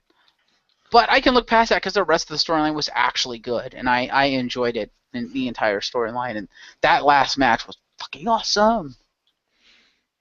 That match was awesome. And then it just went downhill from there. Although I guess you could say Dean Ambrose and Roman Reigns came out very well out of it because they became the two biggest faces of the company. Technically, Seth Rollins would have come out of it great because he became the biggest heel. Yeah, that too. Yeah, I guess they came out of it. I guess they came out of it well, but it's just like I can understand you wanted to heel turn Seth Rollins. Next time, give us a fucking reason aside from because I put the Authority, the Shield together, and I decided I'm gonna do this. Like, no, really, you just beat the Authority, and now you're going to join them. That makes no sense. I don't care where you're from. That makes zero sense. Why would you almost kill yourself to stop these people and then join them? No. But that aside, that feud was awesome. Back to Hammy. Hammy! All right, so why don't you take it away, James? Jimmy! Heaney.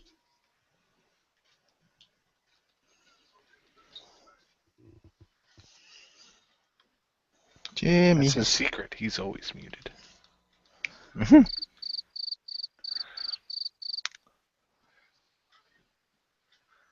Wow. I can't say if I'm intentionally trying to catch him or if I'm just unlucky. It's not there? Nah. Don't think he's there. No. Okay, well, while we're waiting for him, take it away, Mole. Evolution versus the Shield. Which was the same one as Marcus. I gave it to that one because the worst part of it wasn't the ending, it was more of the idiot crowd. Because that feud gave us a load of solid matches, some great, basically, exposure for the Shield to make them take it to that next level. And through the feud, the reason I say it doesn't get enough credit from the fans is Batista. He was booed by the crowd, screwed out of his WrestleMania moment, which is arguable whether or not it should have been his WrestleMania moment. Irregardless, he then basically goes on to then turn heel, which a lot of people won't do when they're faces. They like, and they come back, they don't want that, and put over new talent the entire time. Puts on a great match, and all the crowd's left with is ha ha ha ha. He wore blue. Let's make Blue Tista jokes. Ha ha ha ha ha. It's like, really? That was a great fucking match, and all you're doing is making Blue Tista match jokes. Mm-hmm.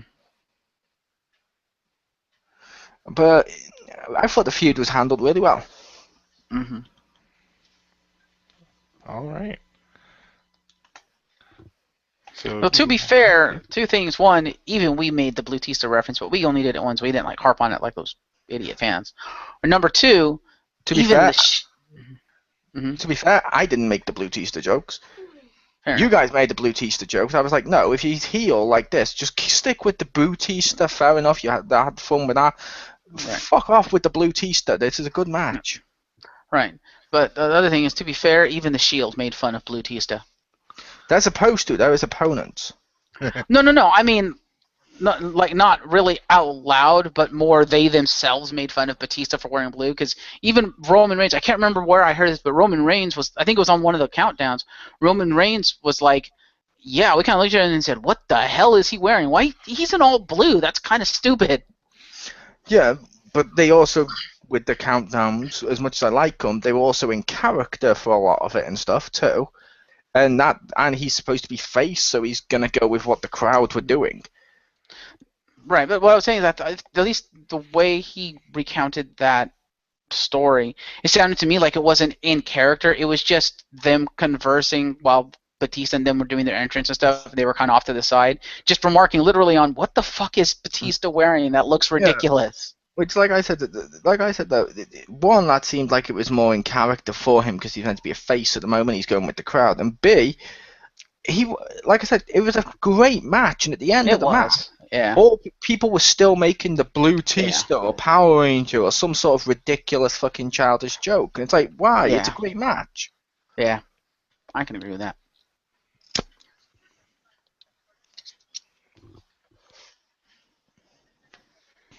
Hammy. Do we have Mr. James Phoenix back yet?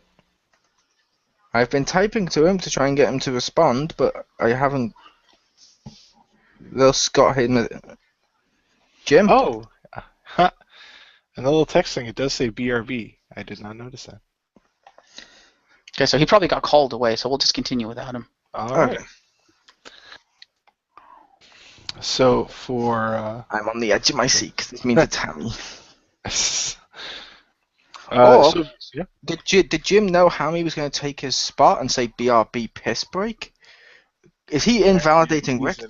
He must be Wow. the ultimate opportunist to invalidate him. Exactly. Now you understand. Oh, See, he was there the whole so time. swerve. Yeah, the whole time. Swerve. Take it away, Jim. Okay, go for it, Jim. Or fuse together and take away Jammy. Ah. Fair enough. Best wrestling storyline. Mm-hmm. I put Nikki versus Brie Bella the early months. That was a good storyline. The beginning of it before I turned absolute crap. But the early months when Nikki was kind of allied with Stephanie and they were going back and forth and Nikki had all the control and was like, well, you just left it abandoned me while I got beat up and assaulted and just got abused by the authorities because of your husband and you just did nothing to help me. You quit and went home. Well, screw that. Now I'm going to get my revenge. And because the team, the sisters, and they know each other, it worked really well. I mean, you really hated Nikki. The developers have always played good heels together, and they're heels again together, obviously, now. But the fact that they've always done that well and that Brie has also plays a good face, they worked really well together, and I think the storyline worked out really well. I mean, that Divas, the matches weren't bad either. I mean, that Divas feud was one of the best Divas feuds we had in years outside of NXT. I like that. I really did like that. Mm-hmm. Back to Hammy. All right. Hammy. So for my best wrestling storyline, yeah, like Mole said earlier, NXT doesn't have a whole lot of storylines, but wow, almost. But I went with Sami Zayn's like Road to Redemption because that was around the time I started watching it. It was like when he lost and then went on that, and I thought that was pretty interesting that they actually, put something in there in it. Like they did kind of do it was like a small storyline. It wasn't like super filled with the like twists and turns, but. They do have some good storylines on NXT. It's just I meant they're not as a drama as WWE, where it's like they can do a whole show with a 20-minute promo. It's not as focused on the storyline as main WWE. 20-minute promo on NXT is like half the show. Triple H would make it legal. Despite the fact that I didn't see most of it, based on the matches I saw near the end of that story arc, it seemed like it was really good, the whole Sami Zayn, Adrian Neville thing, where it's like it seemed like his best friend turned on him, but in actuality it was because Adrian was trying to push Sami Zayn because he knew that Sami Zayn could do it, and he knew Sami Zayn had it in him to be the main star. Yeah. And I'm like, that the way that match ended, I was just like, that's fucking awesome. Like, it's like, this is how you run a fucking storyline, WWE. That's how you write a good storyline. You're telling WWE this is how you write a good storyline? When it's a WWE storyline? But it's not named WWE. It's the people who they actually let write the storylines instead of the people who are like, you will write what we tell you to write. Fuck your imagination. Oh, you'll see about imagination when it's revealed Adrian Neville was the bunny. That would be funny. We have altered your storyline. Pray we do not alter it further. I want that to WWE, I reject your storyline and replace it with my own. But yes, continue, Hammy. But yeah, it's, I just thought it was entertaining, and it seemed very personal. Like it seemed very realistic on Sami Zayn's part. So I enjoyed it. Which I will say that's one of the benefits of NXT, because they don't do the massive fucking promos every week. Yeah. It seems real. Like, who remembers when Matt and Jeff feuded? And instead of it seeming as real as it could have, he was blown up with fireworks and his dog was stolen. Yeah. In a week. That's a bad week. Yeah, it was a bad week. If ever a Slammy existed for worst week of the year. Yes. Jeff, you're having the worst week ever. Here's a Slammy. Combine it with VH1.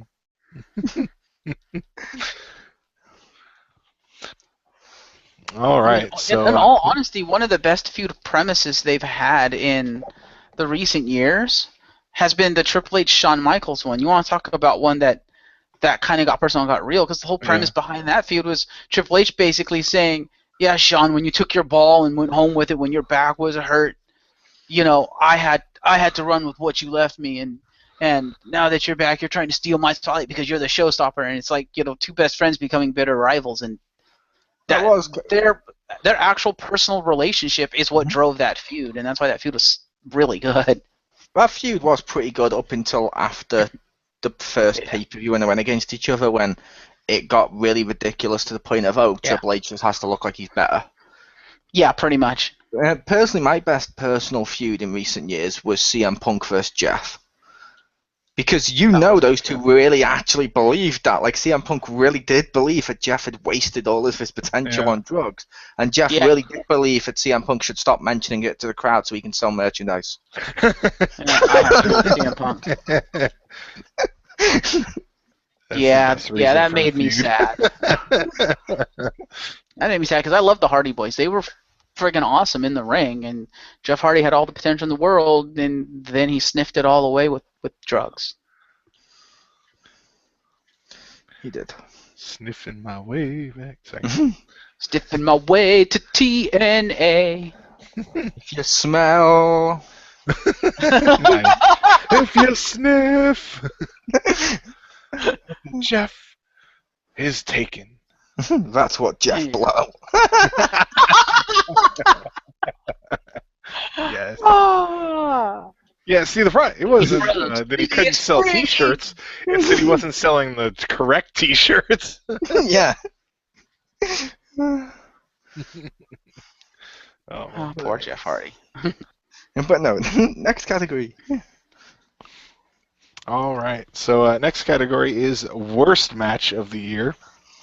So take it away, Mole. Cameron versus Naomi, WWE Battleground. Seriously, go back and watch that match. That's up there with Goldberg v. Brock. That's how terrible that match was. It was literally that cringeworthy to watch. They botched a load of stuff. They looked sloppy as hell, and it was just, it was like a train wreck, only without the pleasure of seeing innocent people die. Or worded nicer for the audience.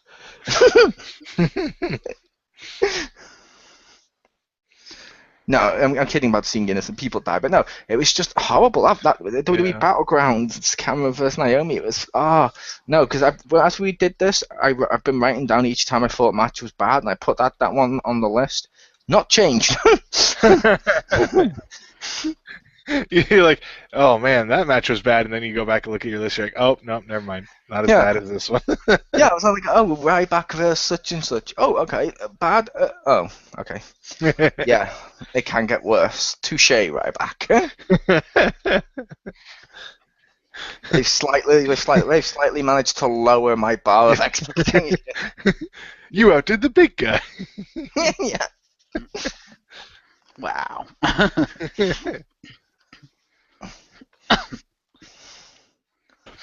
Okay, so James Phoenix, why don't you do yours? Your worst match of the year. Worst match of the year. Given that we're coming up on it again, it seems rather appropriate. I gave it to last year's Royal Rumble match. Because while I agreed that, I was big on Daniel Bryan too, and while at the time I sort of agree with it, in retrospect, yeah, there was no reason to boo Batista out of the building like that. So that's why you gave it worst?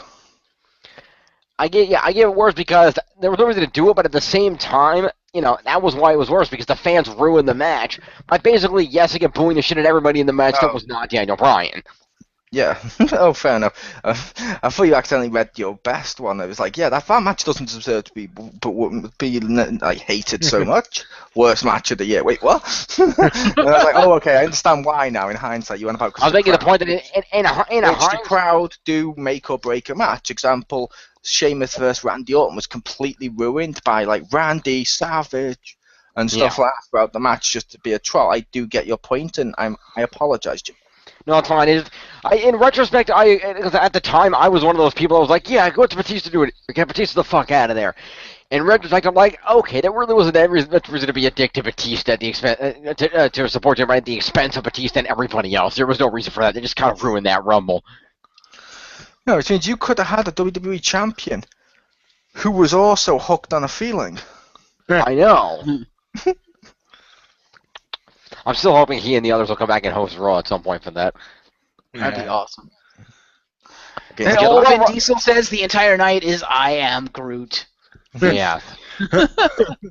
Against the basketball, which really did hold a grudge. Yes. There you go. But yeah, the Royal Rumble match.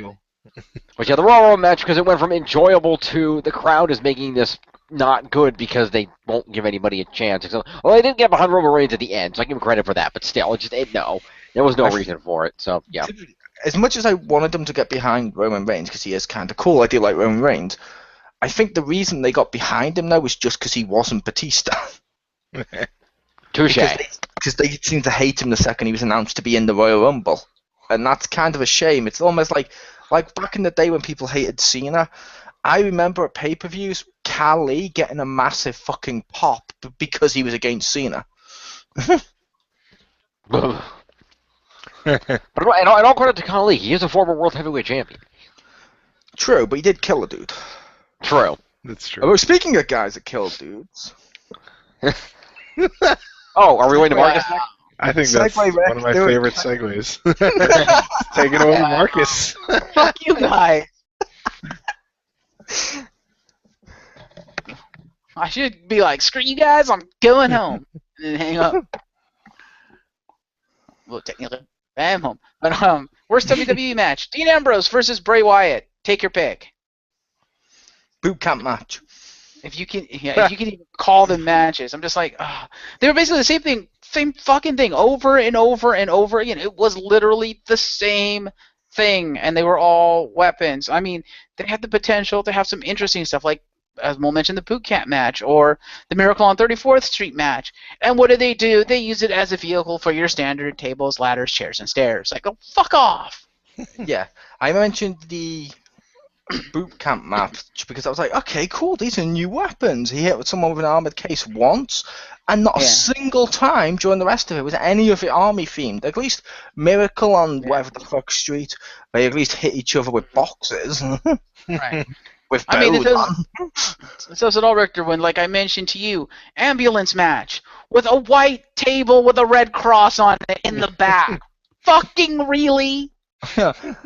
I suppose, though, maybe WWE was actually going for something with the boot camp match on a more of an intellectual or subtle level, and maybe they thought, what's better suited for the Army than let's camouflage our match as another match? Yes. Oh, it's Extreme Rule. Oh, wait, no. You always fool me with your camouflage. But yeah, just end the fucking feud already. It's dumb, it's pointless, and it's ruining Dean Ambrose and Bray Wyatt. They have ended the feud, haven't they? I thought they started it up again. Oh, they might have. I thought they ended it now for going into the Rumble. Because he seems to be teaming with like Reigns and shit every week, like they don't know what the fuck to do with him. Maybe. Fair enough.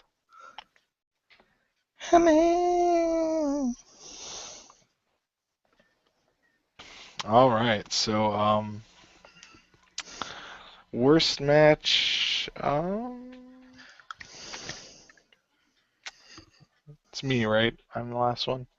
You are. Yeah. I had to go with Big Show versus Big Red in the stairs match because that was. Yeah, I didn't think that one was fun. No. Oh, but come on, that was innovative the way they used stairs as battering rams and walls. I'd never thought to do that. Yeah, it's just like I don't know. It feels like with like tables and matches and chairs matches and ladders matches. Yeah, it kind of works with it, but the stairs match. That feels like making a moppy match, like it's just it seems a lot more limiting a thing than what they've done with tables and ladders and chairs, and the stairs just feel like it was like they just had that idea, like, oh, it kind of rhymes, let's do that, or like people use them, let's just make a match type out of it, like that's no, it doesn't just make it good. It's like I understand why they'd have tables and ladders and chairs lying around because people sit on them. They use tables to put stuff on, or use ladders to climb up and change a light bulb, or something along with ladders. What the fuck do you need like fucking 20,000 stairs for? Why the hell are they taking them to another arena? What, are you worried the fans going to jump over the thing, lift the stairs and run off? Oh, we need backup stairs. Stairs are down. I don't think that happens. I will say I did really like the stair statistics, though. That was hilarious. The stair statistic was great. It's this heavy, even though anyone can pick it up and hold it above their head very easily.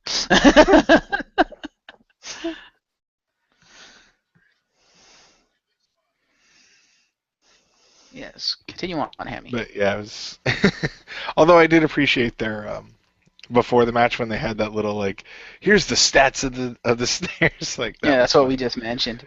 Yeah, I agree. That was. But I don't know if they meant it serious. It's kind of sad, but if you look at it as a parody, it's funny. Yeah. I hope not, because those stats are completely incorrect. Yeah.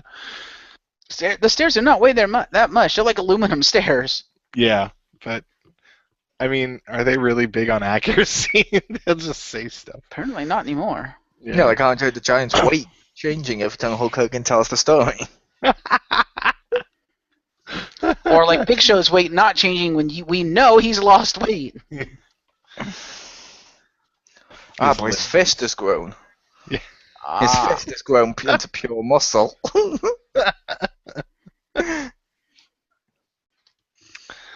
But yeah, so I did not like that one, so I picked that. And all right, so now to the best match of the year. Take it away, James. Alrighty. My best match. Exactly. My match of the year goes to Sami Zayn versus Adrian Neville for the NXT Championship and NXT TakeOver Our Evolution. I'm just going to save a little bit of time and say same award. Fair enough. That was a good match. That was an amazing match. Just to know the passion, to see the storyline behind these two guys, and they had a little promo showing how they built this up, how Zayn wanted that one more opportunity. They were friends, turned into bitter rivals.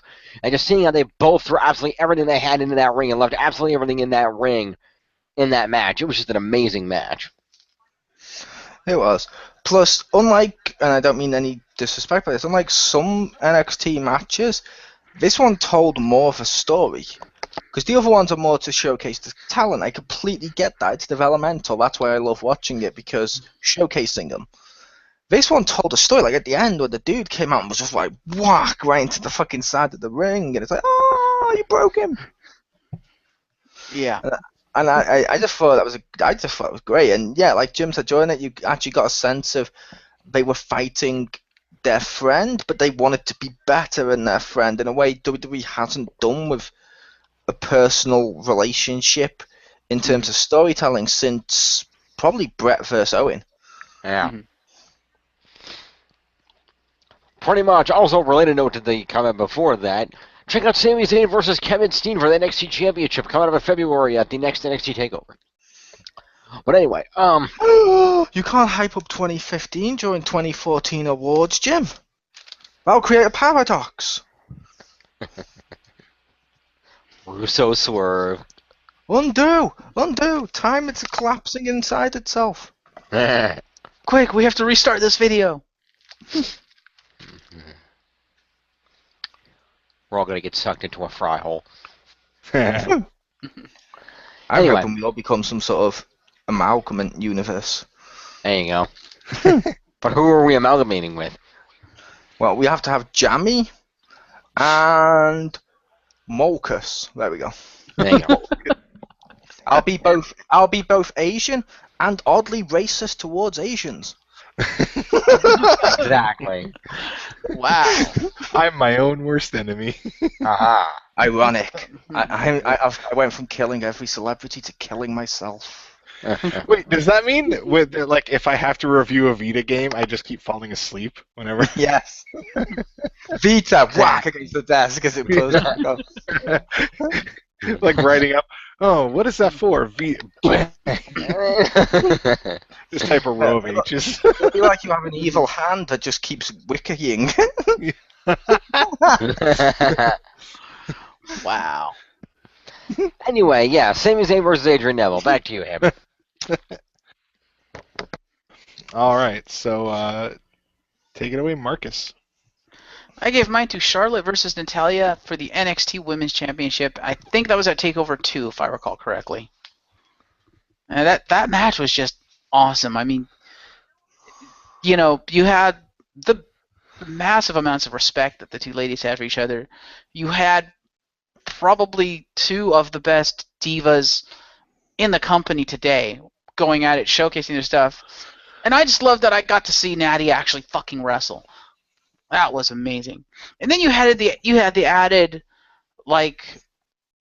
kind of story element of Brett v. Rick, because you had Brett out there with Natalya and you had Rick out there with his daughter, with Charlotte, and so you had that on the line, and it was almost like like Dynasty v. Dynasty. Massive respect obviously between both camps, but it you know what I mean. It was almost like it was almost like two matches in one with that, because you have the Hart v. Flair, but you also have literally Charlotte v. Natalya for the title, and it was a great match with a lot of talent, with a lot of history behind it, I assume there was a story build-up to it. That's around the time I started watching NXT more, so I didn't see the actual build-up to that match.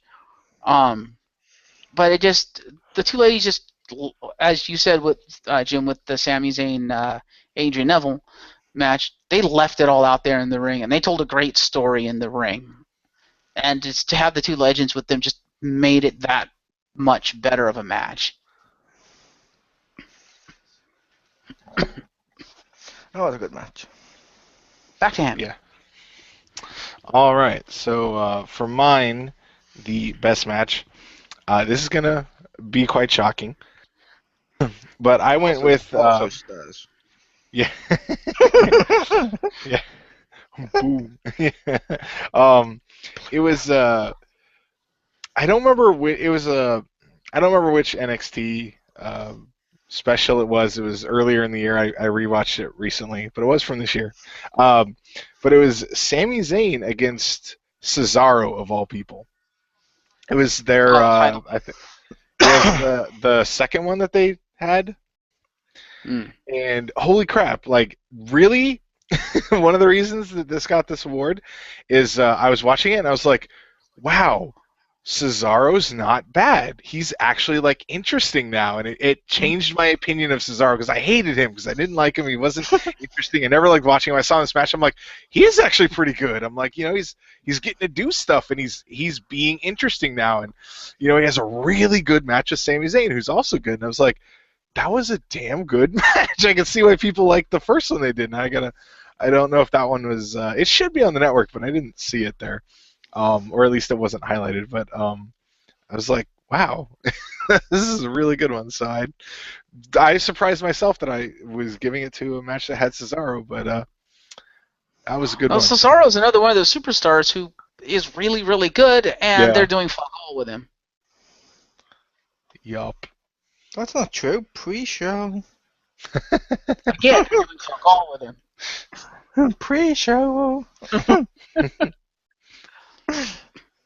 I mean, that seems to be the recurring theme with the main roster, at least in the past year or so. They have all this great talent and don't know what the hell to do with them, and I'm just like, your talent writes itself if you let them. Come on. It's not hard.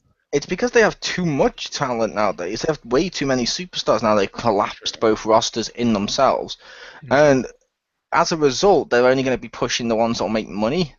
And sadly, other ones don't get a chance to make money because they can't get pushed. It's a vicious cycle. Hence why they're considering doing the split. Got it. Split it! Yeah. Down the middle! Out of nowhere! With stairs! Randy Orton splitting down the middle! That would be much different vines. That would be so awesome if Orton did that. Okay, I'm going to go on both shows. And on Raw, he puts on a wig and he's the Legend Killer taking out the Legends. And on SmackDown, he takes it off and he's the Viper. Wow. Never going to happen. No. But next category. So on one show he's heel, on the other show he's face? Yes. Or both heel, because both sides of him have been heel. True. I think it'd be funnier if he was heel on Raw for the Legend Killer and face on SmackDown for the Viper. That'd be awesome. We need story designer back.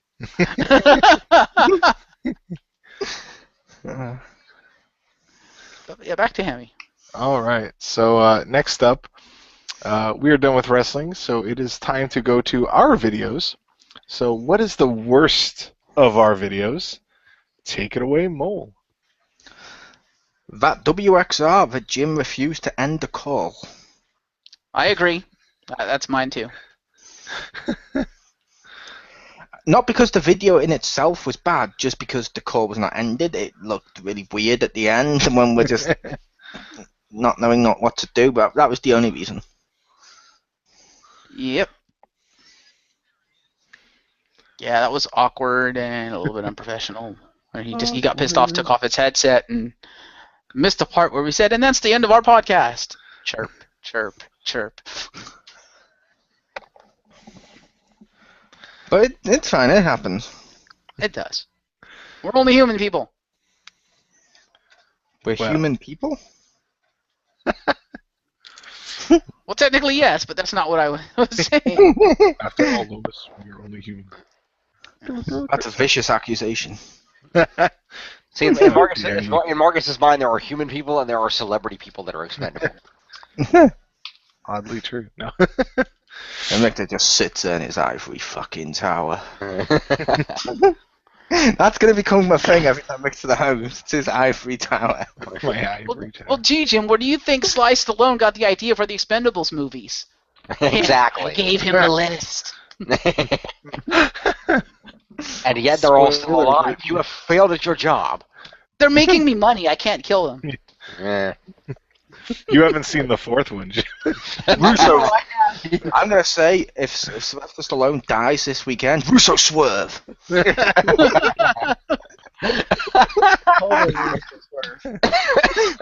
my God, knock a shadow out of nowhere. That is not going to become a meme. Fuck that. Marcus Shadow out of nowhere with a death blow. We just need photos of celebrities right before they died and just insert them in the background and make it trend of out of nowhere. Wow. That won't happen.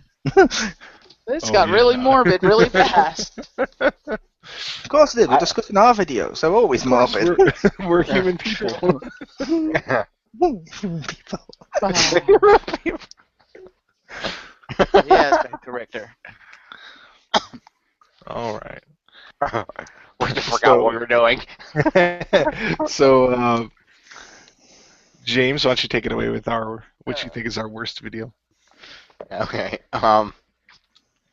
My worst video went to the Man of Steel review from last month because of the fact that, well, if you go to watch it on our channel, it's fine.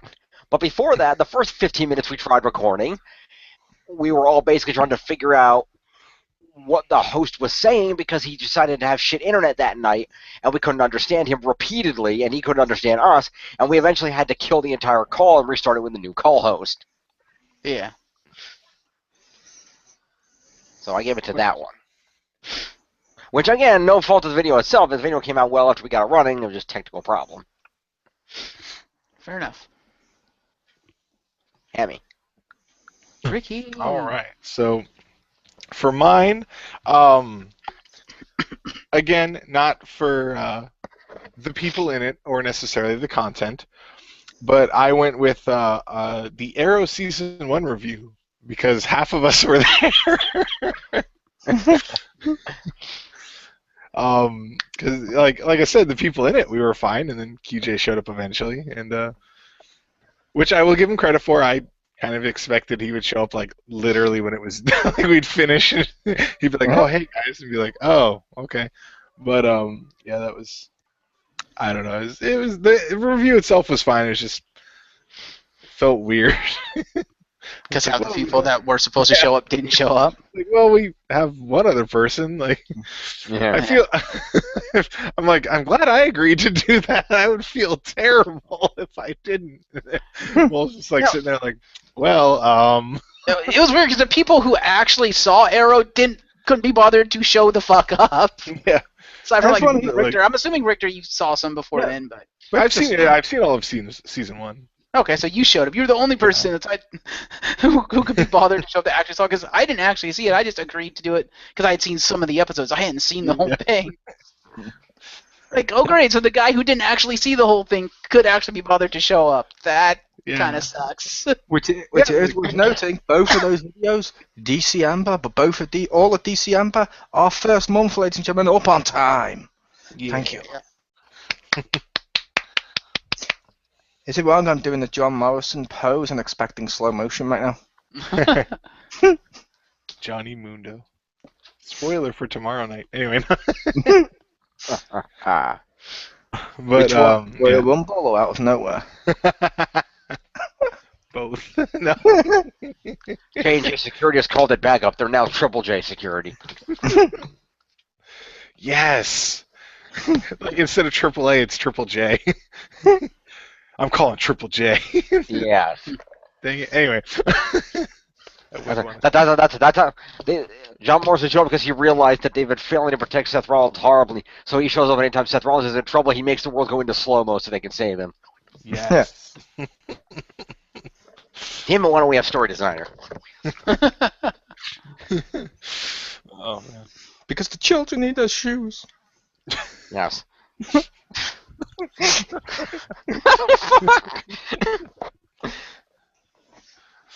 All right. But anyway, yeah, Man of Steel, broken video, back to Hammy.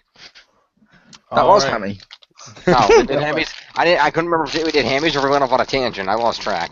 We went off on a tangent from Hammy's, in which he gave it to Arrow Season 1. That's right. Okay, now I remember. More used validation. It's super effective.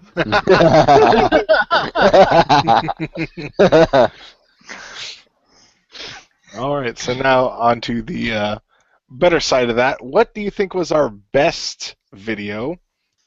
Take it away, Marcus. This is one I actually don't have.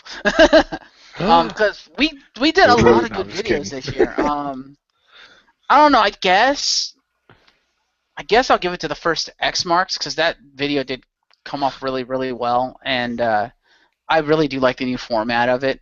So yeah, I'll give it to the first X marks the spot with Richter Hammer. Yay. Richter! Ivory Tower. Yeah. All right, so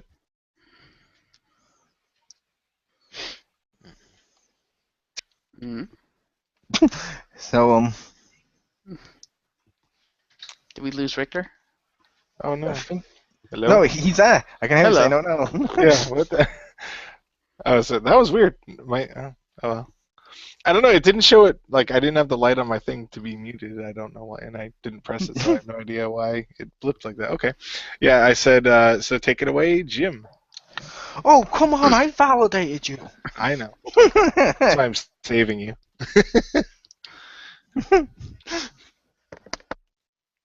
Fair enough. Call me an arrogant bastard for this if you want to. I do not care. That's just one of many reasons. But I gave the best video of the year to, from the start of the year, the Lair of the Phoenix Legacy Power Ranger set review, because that's, I think, the only video this year that has been an actually pre-filmed and pre-edited video that wasn't either a podcast or on Google Hangouts, at least that I've been in. So I gave it to that because I put a lot of effort. I've been waiting to review that for a while. I put a lot of effort into it. The review came out really well, covering different aspects of both the DVD menus themselves, the nice helmet that it comes in, the nice disc cases that look like power coins. It was just the review came out really well, and it was really fun to review that. So I gave it to that. Nice. All right. So take it away, Mole. I gave it to Comic Zone number 2, Events.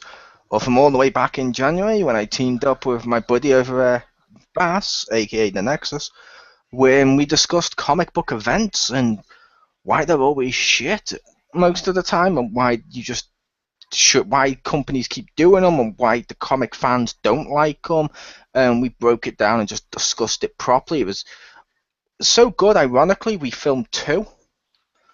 Because the first one ended up basically drifting off into 2 hours of us going into so many other subjects, and we were like, no, we need to reshoot this. So we reshot it and did it again, and more honed in on what the purpose of the events were.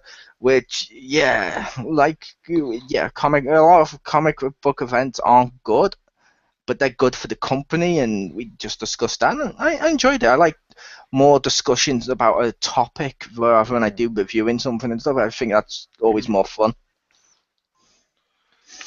So back to Hammy. All right. So for ours, I had to go back and check that this actually was during the year because I wasn't sure when we did it. It was a while ago. But I went with our Cards Against Humanity Let's Play. Just because that game is ridiculous fun, and I was glad we recorded one. I almost wish we record all of them, but I'm glad we got one, and yeah, it was fun. One and done. And we should do that like every year. Oh wait, then I would just have a free award. Anyway.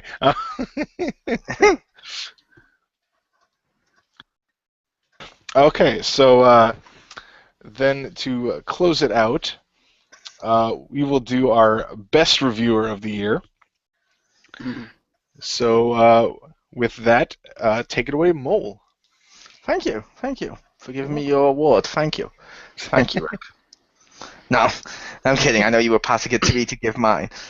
I went with, wait for it, from the Ivory Tower himself, Richter Hammer, because this year he got his own show, X Marks with Richter Hammer. Which, plus he's always showing up whenever we're doing the XGRs and stuff like that. Whenever we give him a list, he fills them out on time. I have no problems with Richter. Richter's awesome. He does his work. He does. That's what Rick do. You're one of the workhorses at the X-Town. I'll allow it. No. My ivory tower is pleased. That sounds weird. But Okay, Saruman. That gives Richter a huge ivory tower. I have a huge ivory tower over it. You need to add that as a card, Yeah. Richter. These cards write themselves.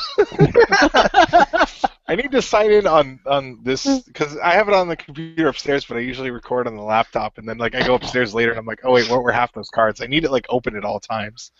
Yeah. All right, so your best review of the year, take it away, Marcus. I give it to Chriz the Mole because let's face it, he does most of the stuff on the X-Pound these days. Like you've got what, like at least 3 different shows, Mole, maybe 4. You have because you have your own stuff of Comic Zone, Gaming Zone. You're about to come out with a new one. Keep an eye out for that, people. You have XGR, and you're in pretty much everything else. I mean, no one does more on the X-Pound than you do. So, Chriz the Mole. And thank you. I find your honesty refreshing. Okay then. What else was I supposed to say? I don't know, but I love that you worked a slight in. I find his honesty. That's what Mole do. All right, so take it away, Jim.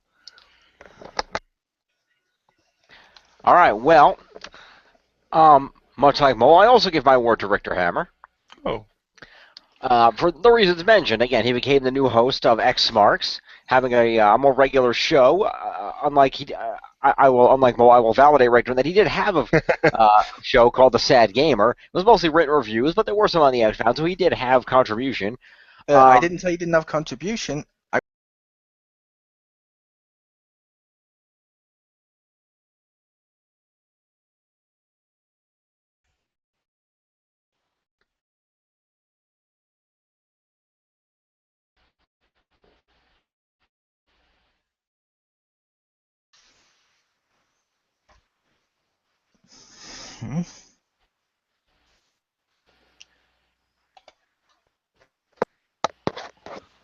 Hello? Okay. Hello? The call just randomly reset itself. What the I hell? know that was weird. Ah, They were not validating me, I guess. Apparently we're still live. I don't know how that works when the call ends itself, but okay. well, we know what won't be winning best video next year, people. But not. True. Yeah, I was saying, but I realised I must have cut off. I said I didn't say Richter didn't do work, Jim. I did give him credit for work. I was just saying he didn't have a show, as in something you could watch or hear. Fair enough.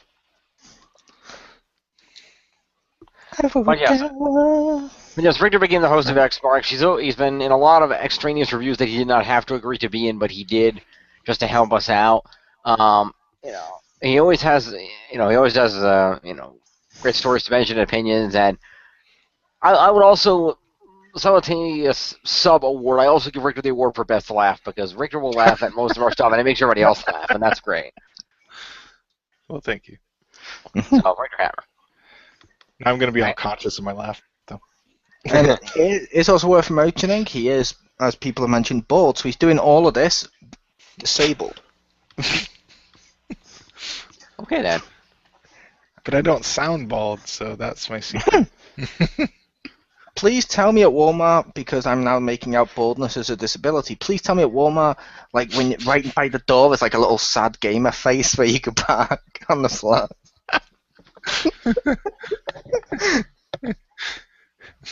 No shirt, no shoes, no hair, no service. We don't serve you kind here. Wow. All right, so for mine, this one, it's a tie. It's going to sound weird. One half of that, as mentioned before, is definitely Chriz, a.k.a. the Mole, since he's pretty much in everything. And runs a lot of stuff. He's one of the people that he's like top guy in keeping us on track. And then here's another strange one. But tied with that, this is gonna sound weird. This is gonna rival like Enzo Amore and stuff. I'm gonna go with Stacy because she's also in a lot of stuff that we do. She seems to usually be available. She's decently reliable, which is weird to say about her. And she'll never hear this, so that's okay.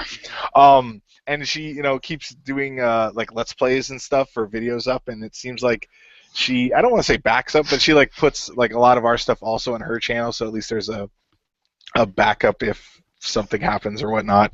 And she is.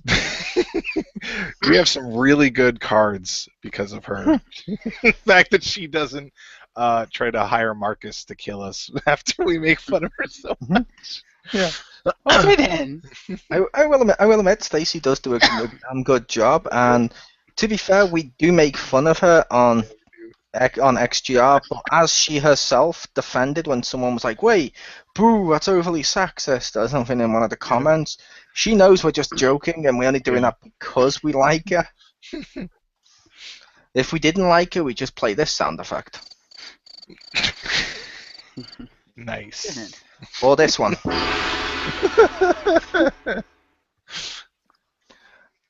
Boom. I took them both down. Yeah. My sound effects were my bullets. Let them pass through you. Thank you. That makes no fucking sense. Oh man, Marcus's shadow isn't the only one killing people tonight. Wow. I was kidding. I love all you guys. I know. You're my favorite. I'm glad we all have a sense of humor. Otherwise, we'd all kill each other or something. You're my favorite in your ivory tower. Yay. I don't even know how that became a thing. I know, it's just an expression, but I'm like, I know, why not use that? Ivory tower with its porcelain throne. Wait a minute. With wife blade and daggers. Yes. She doesn't get her own chair. She has to like kneel on the ground and like fawn all over it like some kind of crazy dictator's like concubine. We've pretty much designed you the perfect villain setup. The hammer, the wife blade, the daggers, an ivory tower. And then people hear you speaking, it's like, hey, he's not a villain. Yeah. He's laughing at their stuff. What's going on? He's like, what if Fozzie Bear became human? Yes. I will allow that. That is awesome. He'd be Dane Cook? Maybe. Waka waka. All right, so there you have it. I'd like to thank everyone for joining us. Thank you to Marcus Shadow and Jim Phoenix and Chriz Chriz the Mole for having me here for the final awards for 2014. You're welcome. And thanks for agreeing to host this. I am glad to. Yep. I honestly didn't think you would. You have that fuck you ivory tower money right now. Oh man, now I just got money. Before it was bad enough with the tower. Now it's filled with money. Or wouldn't it be had ivory tower money? Yeah. You have a big tower. You have a big tower of money, and if someone misbehaves, it's to the dungeon of games no one has heard of. Wow. To the games everyone has heard of. You hipster. Nice. Go play your Halos and your Destinies. Nice. In this podcast, Bungie makes every game people have heard of. That's true. We have fun. Yes. Indeed. All right. So thank you everyone for listening. I hope to see you next week and by extension next year for the awards. So we'll see what happens in 2015 that we will talk about next year. But other than that, come back next week. And tomorrow night.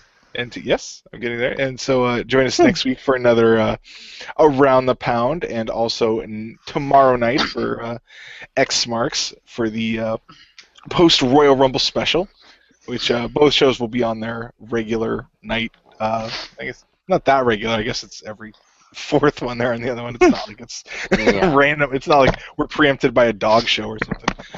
But thank you everyone for joining us, and we will see you tomorrow and next week. Good night.